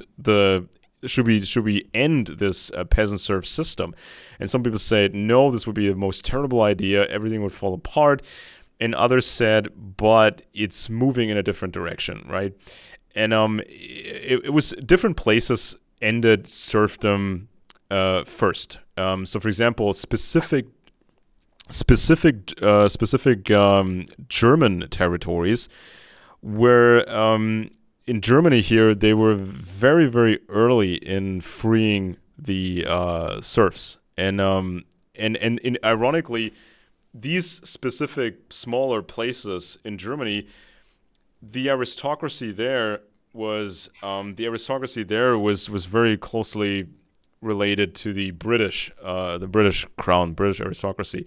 So this is kind of where the influence, right? When they can test out these things, and then they could, the British system was yeoman farmers in Britain. Yeah, so they brought stuff that worked in one place, they could try out in another place. Well, and the other thing you have the rationalization of agriculture, which meant that at some point, this feudal system was inefficient because you was couldn't be inefficient. applying scientific methods. You needed farmers who were educated. Yeah, exactly. And this, of course, that then came this whole era of, okay, now somebody invented artificial fertilizer or come up with a cheap artificial fertilizer. I think this was Justus Liebig. He's like an icon in chemistry or something. And he was What year was that? I think 1700s or something. And he was, I think Justus Liebig, he was an apprentice at a, what do they call it in English, an apothecary, where you buy medications from? Apothecary. So he was like a young apprentice, right? And he was expected Which is sort of like a pharmacist, I think. Yeah, he's right? a pharmacy. And so he was expected to just learn the trade and then just do that for the rest of his life. But what he did was, as a young kid, he would create. He was creating explosives in the attic where he lived, and so he experimented with substances and made things explode. And he thought it was extremely interesting and learned from that. But there's one time he set the roof on fire a bit, and so he was expelled from that apartment or that attic where he lived, and he lost his apprenticeship, and he was told that he was no good. He was he would never make it in any serious trade. So what he then did was he had access to a public library. He learned everything he could about chemistry, and then he was discovered by some aristocrat and put into an advanced academic program, and he figured out new ways of making artificial fertilizer, and now you had twice the amount of produce on the same plot of land. And so then you need less people to farm, and you can put these people in a factory making things. You can put them in schools, universities, invent new things. Yeah, that's a very good point, that you don't have an industrial revolution without an agricultural revolution first. Yeah. And that is really the order. You get more efficient agriculture, you can take more people off the land, put them in cities, and have them applied to trades, building things, working in factories. And this is where you get a rise in the standard of living for everyone, and technology starts to advance in leaps and bounds. And so the old Germany, because it wasn't a unified empire for the longest time, the old Germany was of the mindset you were born into a segment of society, and you would probably remain in that segment of society. I mean, even Rome had some upward mobility. You know, if you were successful long enough as a soldier, you would be eventually rewarded with land, for example. So you could move up in society. But so in Germany, it was accepted for a long time that you would remain in that segment of society forever, basically. But they kept discovering these talents, you know, like Justus Liebig and others, you know, people from a very simple background, but they were sharp. They were really sharp, really smart, and so this was kind of the incredible bonus of the Enlightenment, when you would find these new talents, these young kids who could do incredible things, and if you just if you support them, if you mentor them, they can do outrageously interesting things for a country, or let's say an empire. But of course, what you're talking about is why the Enlightenment was this step forward in terms of this idea of progress, which was born out of it. And the Dark Enlightenment people, these people are against this. And they think, although they're right tech, the neo-reactionaries, they think there's going to be technology if you go back to authoritarianism and you take away freedom, which is very unusual, especially for libertarians, because once you get centralized authority, you're going to have a constriction in freedom because you're concentrating power, and it always gets abused. You know, power tends to corrupt, and absolute power tends to corrupt absolutely. Lord Acton. And this Dark Enlightenment is a reversal of the Enlightenment, which is very peculiar, is against this progress. Now, people can say this progress is evil, right? Well, there's good things and bad things about it, but people lived, what was the average lifespan? People just died. Their children died. Yeah. They lived very difficult lives. And there was no ability to learn. People couldn't go to school. They were illiterate because they had to work all the time.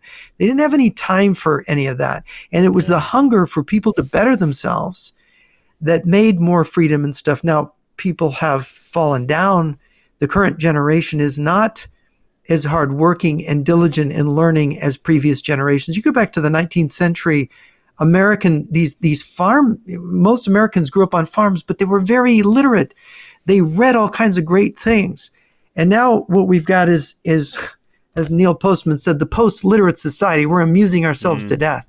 We're using this extra leisure time not to develop our minds, not to be thinking citizens in a free republic, but to be rabble. Yeah.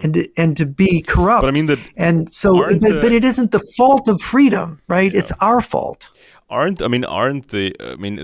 Dugin camp, I mean, they're taking a significant risk, I believe, because if the Dugin camp is trying to use, racism, right, and anti-democracy, and saying, telling us Europeans here, for example, and the Americans, well, this democracy stuff and government and systems, that's messing up, totally destroying your ethnic structure, your ethnic makeup, right? I mean, and I said this to people in Germany here. I mean, when multiculturalism, using it in a very broad way, that term, okay?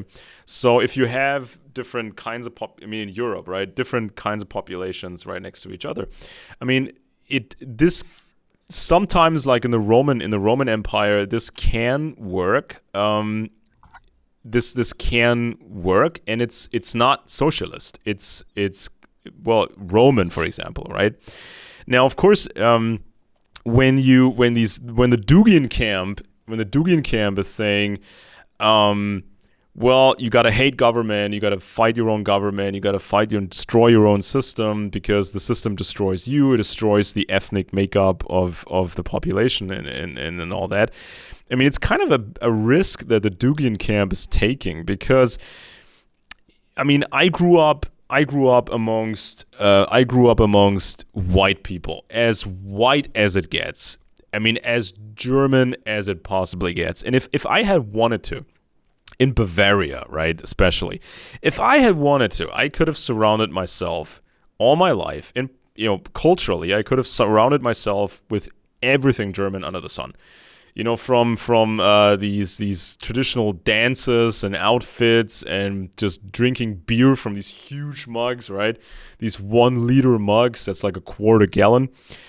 I could have just completely remained in that German white sphere, never looking beyond it, never looking into the Americans, never looking into the Brits and whatever, or the northern Europeans. I mean, if we think about, okay, white people, there's lots of white people in Europe, and there's lots of white people in Britain, and there's lots of white people in America. I mean, if people think in terms of, well, I like white people. Well, there's still a majority in those places, and if you get them to think that their existence is threatened and that they're being maltreated, you're whipping up a mob. Yeah, right? But if you have a working system, if you have better governments, conservative governments, and if white people in Europe and white people in America and Canada, in Britain, if these white people are thinking, well, the system works, we can all be part of the system, and we can be productive, then the Dugin camp is going to have a real big problem because if you add all these white people together, I mean, a German doesn't look much different from a Brit or a Canadian or an American. We are all kind of in the same ethnic realm sphere, right? I mean, this is kind of it's as I said with this lowball technique in sales, right? It's like Dugin is promising different groups what these groups want to hear. Promising them. But what Dugin is doing is, and he said it, there's a quote, I can't find it right now, but Dugin said that the idea is chaos. To cause everything to become chaotic and disordered within the United States and Western Europe, which is part of opening the border and mixing people from different cultures up together. That creates a chaos. But also to make a chaos out of American foreign policy, so that we have this situation where the Democratic Party is going to make a domestic stew chaos that will disrupt the society from within, just like the left does in Europe with wokeness and political correctness and whatnot. But then if you go to the right, to the alt-right, and they're pro-Russian and they're mixed up ideas about foreign policy, they want to stop wokeness, but they want to create a chaos out of the West's alliance defensive system, which is what Trump is doing now by putting this massive pressure on. He says he wants to annex Canada. He says that's the reason for his tariffs. You want to get rid of the tariffs, Canada become the 51st state. He actually made a statement, I think it was last week, about this. So, and of course, then actually siding with our enemies and turning against our friends, right? We're talking about friends and enemies. That's nowhere in Machiavelli, by the way, but that's not what you do. But this is what he's doing, objectively, and it's chaos. I also saw this. This is from CBS News. This is maybe a day old or 2 days old or something. Headline is Trump administration toughens sanctions on Russian oil, gas, and banking sectors. Further restricting Russian access to U.S. payment systems, according to 4 people familiar with the plans. The Treasury Department on Wednesday, I don't exactly know what Wednesday, let lapse a 60-day exemption put in place by the Biden administration in January that allowed the waivers. That allowed. But does it say at the end of that article that he made new waivers? See, he makes it look like he's putting pressure on Russia, but he just made new waivers of his own. He got rid of Biden's, and then he just made his own. But yeah, maybe that's for a potential deal that's just stalling for time at best. I mean, but he's not doing anything against Russia. He's only doing things against Ukraine. It says Senate Republicans, including some of Trump's staunchest allies, are calling on him to retaliate against Russia if Moscow walks away from negotiations. Quote, Putin deserves a lot more pressure than Ukraine does, said Senator Mike Rounds, adding there would absolutely be congressional support for more large-scale sanctions on Moscow. In a joint statement Thursday, Senator Roger Wicker and Representative Mike Rogers, who each chair their respective chambers' Armed Services Committee, implored Trump to make clear that the costs of continuing the bloodshed will far exceed anything Putin has experienced to date. Senator Lindsey Graham, arguably Trump's closest Senate confidant, posted Wednesday to X, quote, I'm extremely skeptical that Russia will accept the ceasefire, and I'm very doubtful they want to end this war. The lawmaker revealed he would introduce, quote, bone-breaking sanctions and tariffs on the Kremlin by the week's end.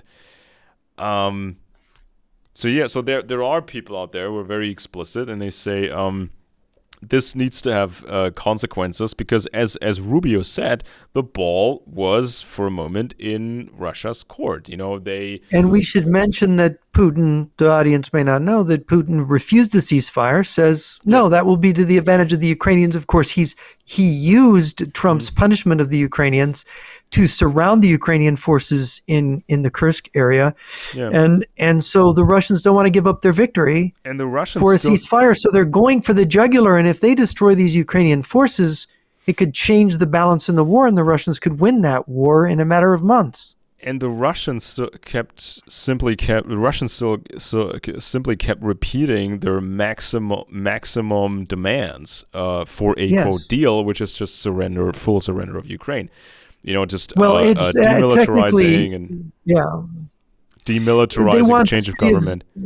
They want all the territory in the 4 oblasts they claim, but they also have requirements about new elections in Kiev and demilitarization. So just demilitarization, Ukraine, which would make Ukraine undefendable, and they just swallow it up. Exactly. And so this is like there are clear statements from these senators here and Congress people who they get briefed. I mean, they have security clearances, and they kind of can see the buildup that's now happening with Belarus, and they understand, that the Russians they don't want to back down. They have this bigger plan, this bigger idea. The Russians think that maybe the window of opportunity. The Russians think the window of opportunity is there. It's narrowing down, so the Russians want to act quickly before the window closes. And it's not hard to understand. I mean, I see the arguments from Vance and Rubio saying we don't want a war that lasts another 10 years and have too many Ukrainian deaths. And Putin is not forever. I also understand that argument that Putin may be dead in a year or two. And if maybe a deal could stall for time, maybe something shifts in Russia. I mean, that's very, very hyper optimistic. But I think that any responsible government, any halfway responsible U.S. administration would work on different scenarios at the same time. They would prepare different options. They would work different angles. You know, they work the big angle, the mega conflict, worldwide conflict. They would prepare for that. They would also prepare for smaller scenarios. Because, I mean, it happened before, right? The Korean War, with the Korean War. Yeah, but this administration is determined to help our enemies and hurt our friends. I mean, we've seen it over and over again. You can't unsee it now, right? You can't unsee it. Well, I'm still questioning the.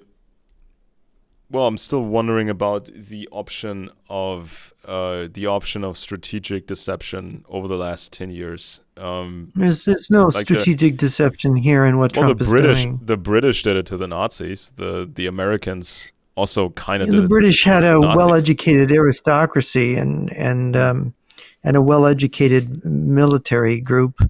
And these even bungled. Look at their horrible but from a German perspective. World War I. I mean, from a German perspective, because there's a lot of things here in Europe that there's a lot of things that are specific to this place, and these things have to do with America, right? I mean, I mentioned this in this episode of the show when the United States, especially with John J. McCloy, when they rebuilt Western Germany. But McCloy's been in the ground a long time now. Yeah, but still, they built up this new Germany. And they continued these large corporations, which are relevant. What is wrong with Germany? What's going on? Why are the Germans so messed up in the head? I mean, you're a German. I don't mean to insult you. Yeah, you mean in general? No, that's an important question. In general, you know, or in a specific way? It's a very important question. I mean, I mean, you guys as a group, you look at your media and the way you reason about things. It's like, well, my former KGB friend, Viktor Kalashnikov, spent some time in Germany, and he came back from Germany. His wife had cancer. He had to go back to Moscow. And he said, I don't know what's wrong with these Germans. They think they're on top, and they have no idea what they're doing at all. Yeah, I try to tell them things, and they can't listen. They can't hear me, right? Well, I mean, Germans have this, even if they don't fully realize it, even if they wouldn't admit it in public, Germans have very high expectations of themselves. You know, still to this day. I mean, it became less, of course, but it's this idea that we need to. I mean, after World War II, we need to get things right. We need to make things better. We need to have more order and structure, and it's just they have a very high sense of expectations about themselves. And you know what Eric Berglund said about the Germans, and he was born in Germany. Eric Berglund, the German-American political philosopher, he said that the Germans don't have any common sense. That's an Anglo-Saxon trait, common sense. Instead of common sense, the Germans have Kant, and they have to learn Kant, and it's very difficult. And it takes them a long time, and then they have something that approximates common sense if they've mastered Kant. But aside from that, and he said, I always thought Kant was essential, but then he came to America and he said, well, that's all garbage. That just confuses you. And he said, the Germans don't have any common sense. Well, I think right? It may seem that we don't have much common sense because of all the pathologies, because we never really had freedom for a long time. I mean, before World War I, even before World War I, I mean, Germany was still fragmented. It was not a continuous singular empire. But there was never a culture of, see, we have Anglo-Saxon culture of common sense going back to merry old England. Oh, you have to. You don't have that in Germany, do you? You don't have this culture, common sense culture, deeply ingrained for hundreds of years. Let me tell you, even mean, if you leave a city, if you leave a large city, and you leave academic circles, educated circles, if you leave a city in those circles and you go to the countryside, right?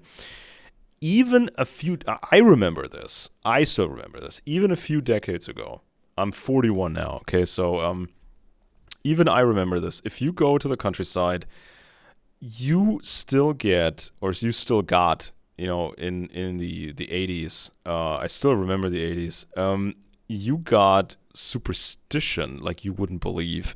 If like the wrong person looked into the what do you call it, where you move your babies around, the baby stroller or the a baby stroller. Yeah, like this little wagon Carriage. You push the wagon and you take your baby for a trip, a little trip on foot.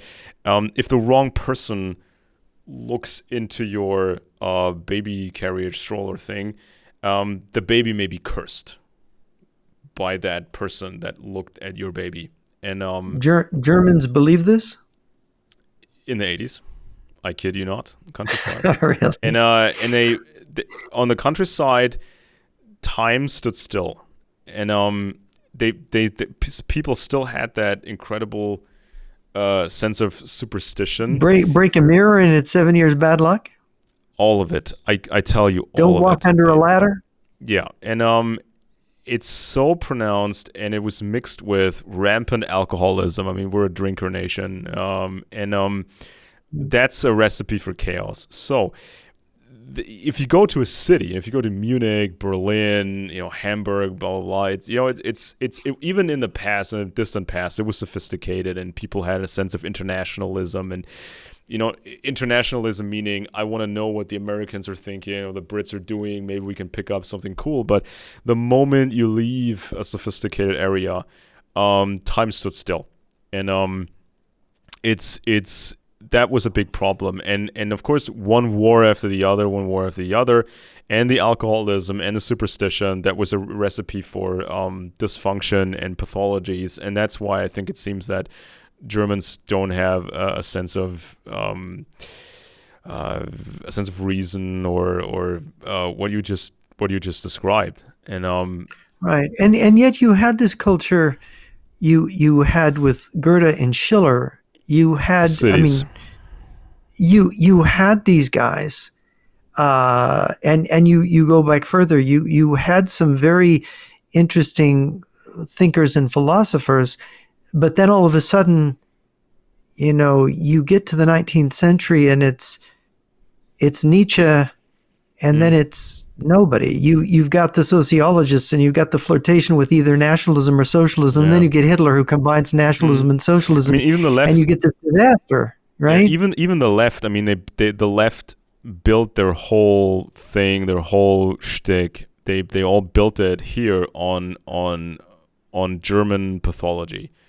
It was all about, this is wrong with the Germans, this is the bad ways they behave, this is the stupidity, this is superstition, this is this sick style of traditionalism, this is all terrible, and the parents, they treat their children badly, and they're not open to any new idea, and they're so bad and horrible, and this is how the left built their whole, could build their whole problem. It was never about, okay, let's find the potential and let's make something great. It was always about, it's all bad, let's just destroy the system, let's destroy God, let's destroy everything, because it was oftentimes an unpleasant experience to grow up as a German. Oh, by the way, there was recently some weirdo guy on the Joe Rogan podcast, billed as some expert. I think he sounds like, I have to look into him, he sounds like the guys you described. I was looking at that podcast. These Black Enlightenment guys, because he made these weird statements about Hitler on the Joe Rogan show, biggest podcast. I still think, I think it is. And he kept saying things like, I mean, I just saw some little bits on Twitter, so I don't want to comment too much on it. But he said things like, "Well, Hitler grew up in small town Germany." No, he didn't. He was Austrian.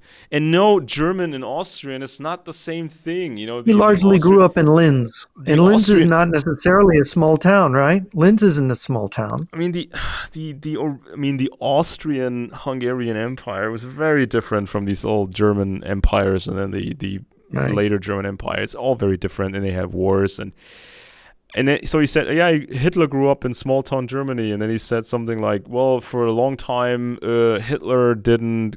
I mean, in his earlier political career or something, he claimed that Hitler didn't give anti-Semitic speeches. I'm like, what? I mean, From it's the very recorded. beginning, We he was know giving- yeah. pretty much every single speech he's ever given. It's all part of Right. the record. And, Well, that's it. I mean, you read the biographies, the autobiographical comments of his associates. Heinz Linge, well, he was later on, but they're early on. Putzi Hamstengel, right? Yeah. He wrote a book about Hitler. He was the guy hanging out with Hitler at the very beginning. He describes what Hitler was like at the very beginning because he met Hitler early on. I mean, And anti-Semitism. Hamstengel was an American, Bavarian American who supported Hitler early and ended up having to flee the Third Reich because they were going to kill him because he said, I can't take this anymore. And he tried to tell Hitler, drop the anti-Semitism. He tried to set up a meeting between Hitler and Churchill where Churchill was going to say, hey, Adolf, cut out the anti-Semitism. But he didn't want to do that because that was the core of his National Socialism. Yeah, it How he became could combine nationalism and socialism was anti-Semitism. It was the mechanism of combining the far right and the far left. Yeah, and even this anti-Semitism was kind of similar to what the left did, trying to build a political movement, build it on the base of German pathology. Because what did the Nazis do? I mean, they said everything's bad because Jews or whatever, or Jewish influence, and because of that was the argument. Because of the Jewish influence, the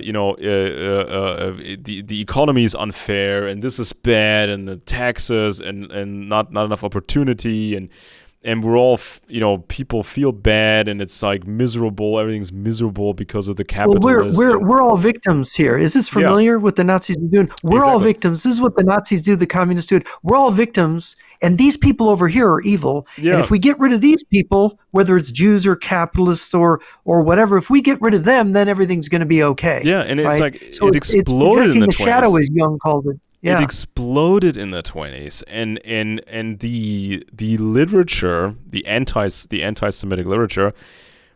I mean, in the right-wing circles, that went back 70 years even before. The 20s. Yeah, sure. Nietzsche complained that his sister Elizabeth had married an anti-Semite. Yeah, it was all there for 70 years. 80s. I mean, by the time the 1920s arrived, by the year 1920, this literature had been around and was very popular.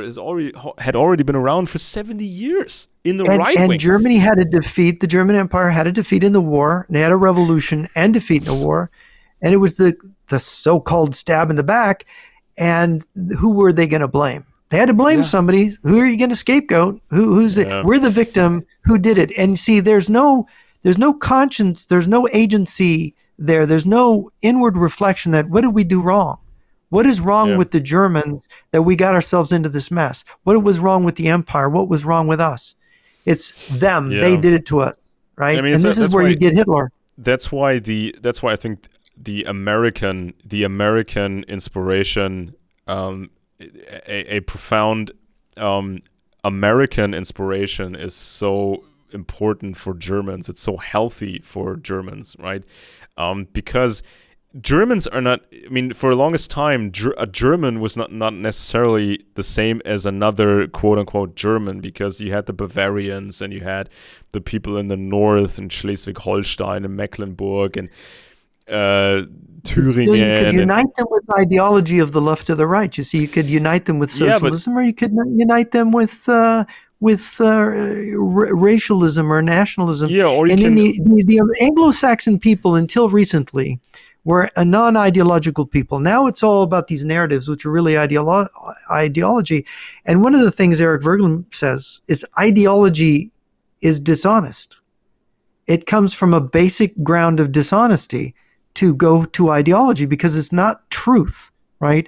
Because you wouldn't say if my ideology, well, wait a minute, what about the truth? Why don't Yeah. you just call it truth?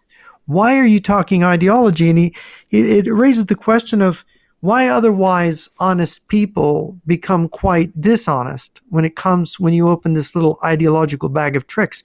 And it's always about blaming other people. It's the Khazars, it's the Joes, it's the banksters, But the ironically, conspiracy theory stuff, the Alex Jones stuff. this whole Dugin mentality, this construct of let's create chaos and then create some new order out of this chaos. I mean, ironically, the followers of Dugin and similar creatures, ironically, these followers, by reducing complexity to these dumb little sound bites and slogans, at some point, these people with their oversimplifications, they start to overthink. They start to lose track of the baseline that's there. I mean, when you look at Russia, Russia essentially is a sick, psychopathic, dysfunctional competitor. Period. That's what it is. I mean, it's a competitor. It's an empire that is complete. Russia is an empire that is completely dysfunctional, and they want our stuff. They want to control us. It's not entirely dysfunctional because they can fight a war, and they're in a war economy now, and they're pushing very hard. Yeah, but I mean, in terms of humanity, this in this broadcast, but in terms of humanity, they're dysfunctional. They've moved 110 million tons of sand to the Polish border and 1.5 million gallons of diesel fuel in rail cars, as I mentioned earlier. This is preparation. I mean, think about the economic wherewithal that everything is, they got an economy the size of Italy's, but they are able to mass. Italy can't mass this many troops. It doesn't have bombers and nukes and missiles and all this stuff.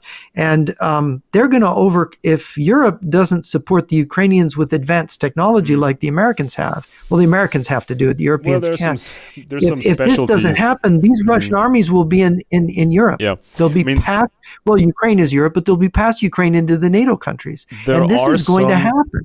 There are some fallback tricks and some emergency mechanisms here. I mean, Germany, Italy, Europe, right? So it's hard to track because a lot of it is secret. A lot of it was already very secret in the Cold War. There's some stuff going on for emergency purposes, like storage facilities full of things. For example, there's an unknown number of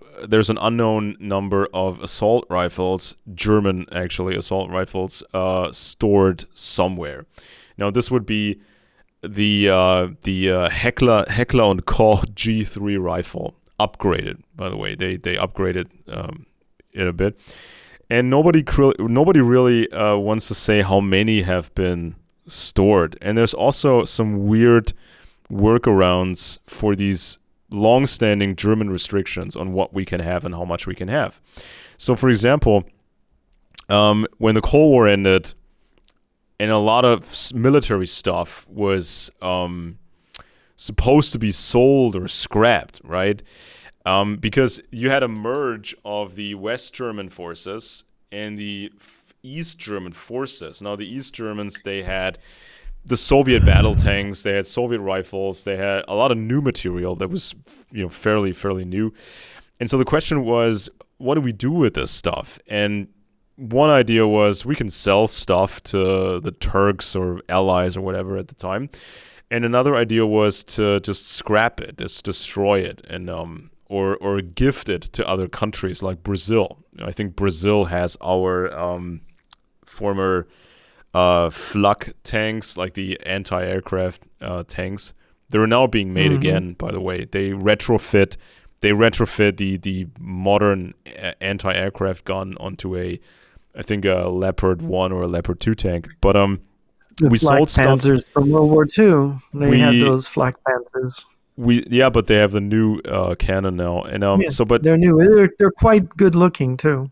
so they sold stuff. They said they scrapped stuff, destroyed it, and they gifted some stuff.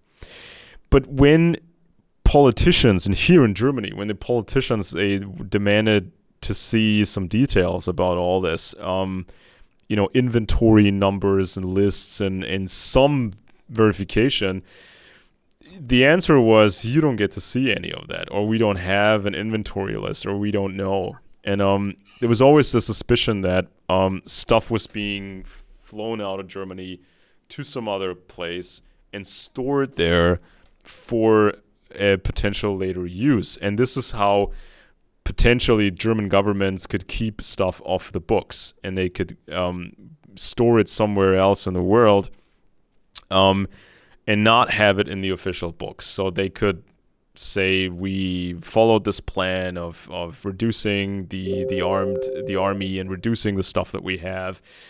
And if the Russians went looking with their spies here, they wouldn't find it because it's in a different country. So there are some emergency procedures. They've been in place since the Cold War, but they're super hard to track. It's super hard to make any definitive statement about this type of weapon and that type of ammo and all that. I mean, officially, we have no ammo. Germany does. We're almost completely out of ammo. We have ammo to fight maybe 3 days, officially. But who knows? I mean, I'm hoping that especially the Conservative Party here, which has been created, the conservative German party that has been created by American intelligence after 1945. I'm hoping that some people in government here, in cooperation with the Americans, that they implemented some emergency measures and emergency stockpiles, because it was always the case when the socialists had the government. They controlled the government. I think it was 70s or something, or in the 70s. When that happened, when the Social Democrats ran the country, the Conservative Party, they did their own things. They even created their own intelligence agency, a private intelligence agency. There's a good book on this that I talked about in my German program years ago. So the Conservative Party, in cooperation with the Americans, especially the Republicans, they've always done their own things here, off the books and unofficially. And so I'm hoping there's some stuff in place that will change the balance somewhat. No miracles, no 4D chess magical, UFOs coming from, the holes in the ground and saving us all, but just some emergency measures that go back to the Cold War. And stuff that hopefully the Russians don't know about. Yeah. Well, I'm very pessimistic about the U.S. Policy and strategy and the people that are in there now. I just know from trying to talk to people in different circles that they don't hear, and they won't. I give them sources, I give them good thoughts, and they just want to follow this course, which I find to be a course of national suicide. I think. But what do they say not in the long run, but like mid-run? What do they expect? I mean, with their course. Oh, they think that they're going to, do a reverse Nixon and win over Russia against China, and then we don't need Europe. They're useless.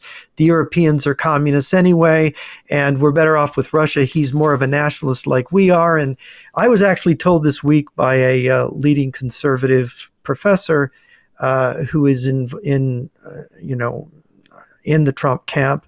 I don't want to name any names, but I said, well, they just elected a conservative chancellor in Germany. He goes, well, Germany allows Turks across their border, and we can't be aligned with a country that's committing suicide. Yeah, but the Turks were NATO. I mean, for the longest time. Well, that's what are we not going to have the Turks, the strongest country in Europe, the strongest military power in Europe? We're not going to have them as allies. If people They're don't fantastic remember, allies. Yeah, if people don't remember, I mean, we had the guest workers, then they stayed, then they got more Turks here. But you realize you're missing the absurdity of the answer. Yeah, but it's just insane. Is that answer insane? Turkey was NATO. Turkey was NATO for a very long time, and you also had American in the Cold War. You had strong American influence over Turkey. Just smashing some coup attempts and just trying to fight back communists in Turkey. And so from that perspective, that kind of made sense. So it's not like somebody just opened the gates for some Turks for no reason or for no sensible reason. That was, I mean, there was a point behind it. There was like an idea behind it to. I mean, if the Germans and the Turks are both allies of each other and us, what difference does it make to us whether Turks cross into Germany? I don't understand. Yeah, and of course, right. But this is the racial. Remember what Moldbug says and what Nick Land says is neo-reaction is about race. Yeah, but I mean, I don't buy this thing when the Russians say, or the Russians claim that they are conservatives now, because even if you count all the the national brouhaha, that's an abuse and of the word. the cult, the cult about the state over there. I mean, conservatism comes from the Latin word of to preserve, right? So what exactly have the Russians been preserving for the last 30 years, or let's say the last 20 years of Putin or whatever, or more than, it's got to be more now. So what are they preserving? Because if they have a sick population in Russia and very timid and intimidated and following along with everything, and healthcare is so bad and prices go up, and Russia is a miserable place because of its government. And so the people have been suffering for so long. But they want to spread the misery. It's so good of them to try to share. Counterbalance it. You can't counterbalance that destruction and dysfunctionality. You can't counterbalance that with some Russian folk music and some phony Orthodox churches run by the KGB and some Jesus this and Jesus that over there. Oh, but yeah, they can. And they do. It's not. There's nothing. I mean, what needs to be preserved? It's the virtues. It's the people, and it's the qualities. It's the everyday effort, and it's the progress in making things and stabilizing. Well, you see, things. the real from the Anglo-Saxon world, conservatism, as Russell Kirk pointed out, is a specific thing going back to Edmund Burke and the Rockingham Whigs, which is. And this goes to the Whig view of history. Thomas Macaulay was the great exponent, the historian. Look, what the Dark Enlightenment is against is ultimately also the Whig view of history. And actually, there's a lot of good in this view of history, the Whig Party. And of course, this kind of idea that freedom makes life better. And read Macaulay's History of England. There's a lot of good in Macaulay's essays and Macaulay's things, but this Dark Enlightenment, it is ideology. The Whig theory of history could be criticized as ideological, but there was a science and there was a literature and there was a more of a philosophic depth in it that, of course, the communists and the left together, the far right and the far left want to deny. And there's a lot of what America is about in it. It was Macaulay that criticized America because of Jefferson making the Constitution too democratic. Well, yeah, let's make the Constitution. Let's go back to the Federalists. Let's go back to that. Let's go back to Washington and Adams, but not to monarchy, right? Not to that. So this is how it goes. And of course, you have this problem in Germany. You can't find the happy medium. You can't find the middle road. It's got to be one of the extremes or the extremes combined together. The AfD and of course Die Linke, right? They're all going to be pro Moscow, and everybody else. I mean, we've got this problem everywhere. They've got it in France. They've got it but in the the Germans. UK. I mean, the Germans are tired of stupid experiments and artificial problems. They are a stupid experiment.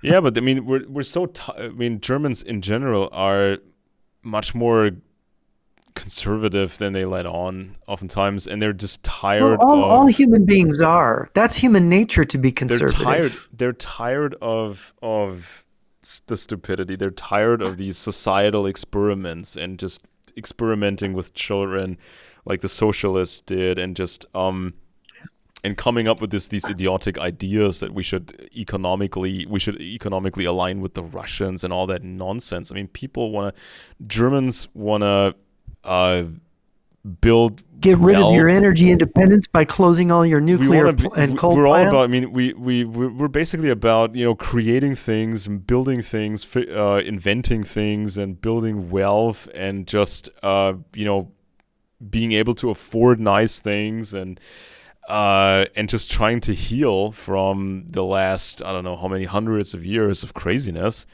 I mean, don't you think though that the World War II thing with Hitler, didn't it create a wound in the German psychology? I mean, isn't that pretty deep in German psychology, this wound from that war? Absolutely it is. I mean, it's like we still haven't recovered from it because it's always kind of the parent, the parent to children relationship. When you go from generation to generation, you have very old people in the family. They still remember a certain number of generations, and so you have like, so let's say you have kids now. I have kids. They're my daughter is 14. My son is 10. So their parents. So you have my kids, and their parents are quite cool and reasonable, right? But my parents were, this was a different ball game, and their parents, that was a whole nother level of craziness. And then one generation back, that's a whole nother level of craziness, because a few generations back, this was when, people started to figure out what causes disease. Some scientists finally said, oh, well, we found viruses and bacteria and they cause disease. And many people, on the countryside, many people said, oh, this sounds stupid. I don't believe it for a second. This is this new stuff that they're claiming about diseases. I don't believe it because we have superstition. And some of the stuff still lives on to this day. My wife told me the story because she spent, after school, when she finished school, she spent years internationally in organic farming. So and she said that there's this very popular organic network of farming, right? So they have the cleanest way of farming, and they're so organic, they're super organic, right? But she told me they're very, very esoteric and very superstitious, and they still do this stuff to this day, stuff that Germans did 100, 200, 300 years ago. For example, you take an animal's horn, a dead animal's horn, and you fill it up with excrement, and you dig it, you bury it at a specific place at a specific time. And when you do that, you will get a better harvest, or you will not get an infestation with insects, for example. Mm-hmm. This is going on today in organic farming, Germans, mind you. And this is the kind of stuff that I was talking about. If people have this disconnect between cause and effect, they think if they do this magic, if they do this ritualistic magic and they bury this thing, then their harvest is going to be better. So we still need to heal, and we need to find better ways to do so. We can't just have like ideology therapy. You know, this isn't going to fix us. No common sense. No, Putin is not going to fix no us. common sense culture, right? Putin is not going to fix. It's not going to fix our issues. You know, we can't wait for the the new Führer The savior to from fix. the East. Yeah, we can't wait for the new Führer to fix our issues. You know, fix our problems. Yeah. Well, anyway, we've gone 3 hours now. I think it's too much. I think we got to stop. So I want to thank the listeners for staying with us. We've been discussing the difficult problems here with Germany and Russia and the United States and what's going to happen with NATO and the war in Ukraine. And I want to thank everybody for joining us, and I hope you will join us next week for another discussion.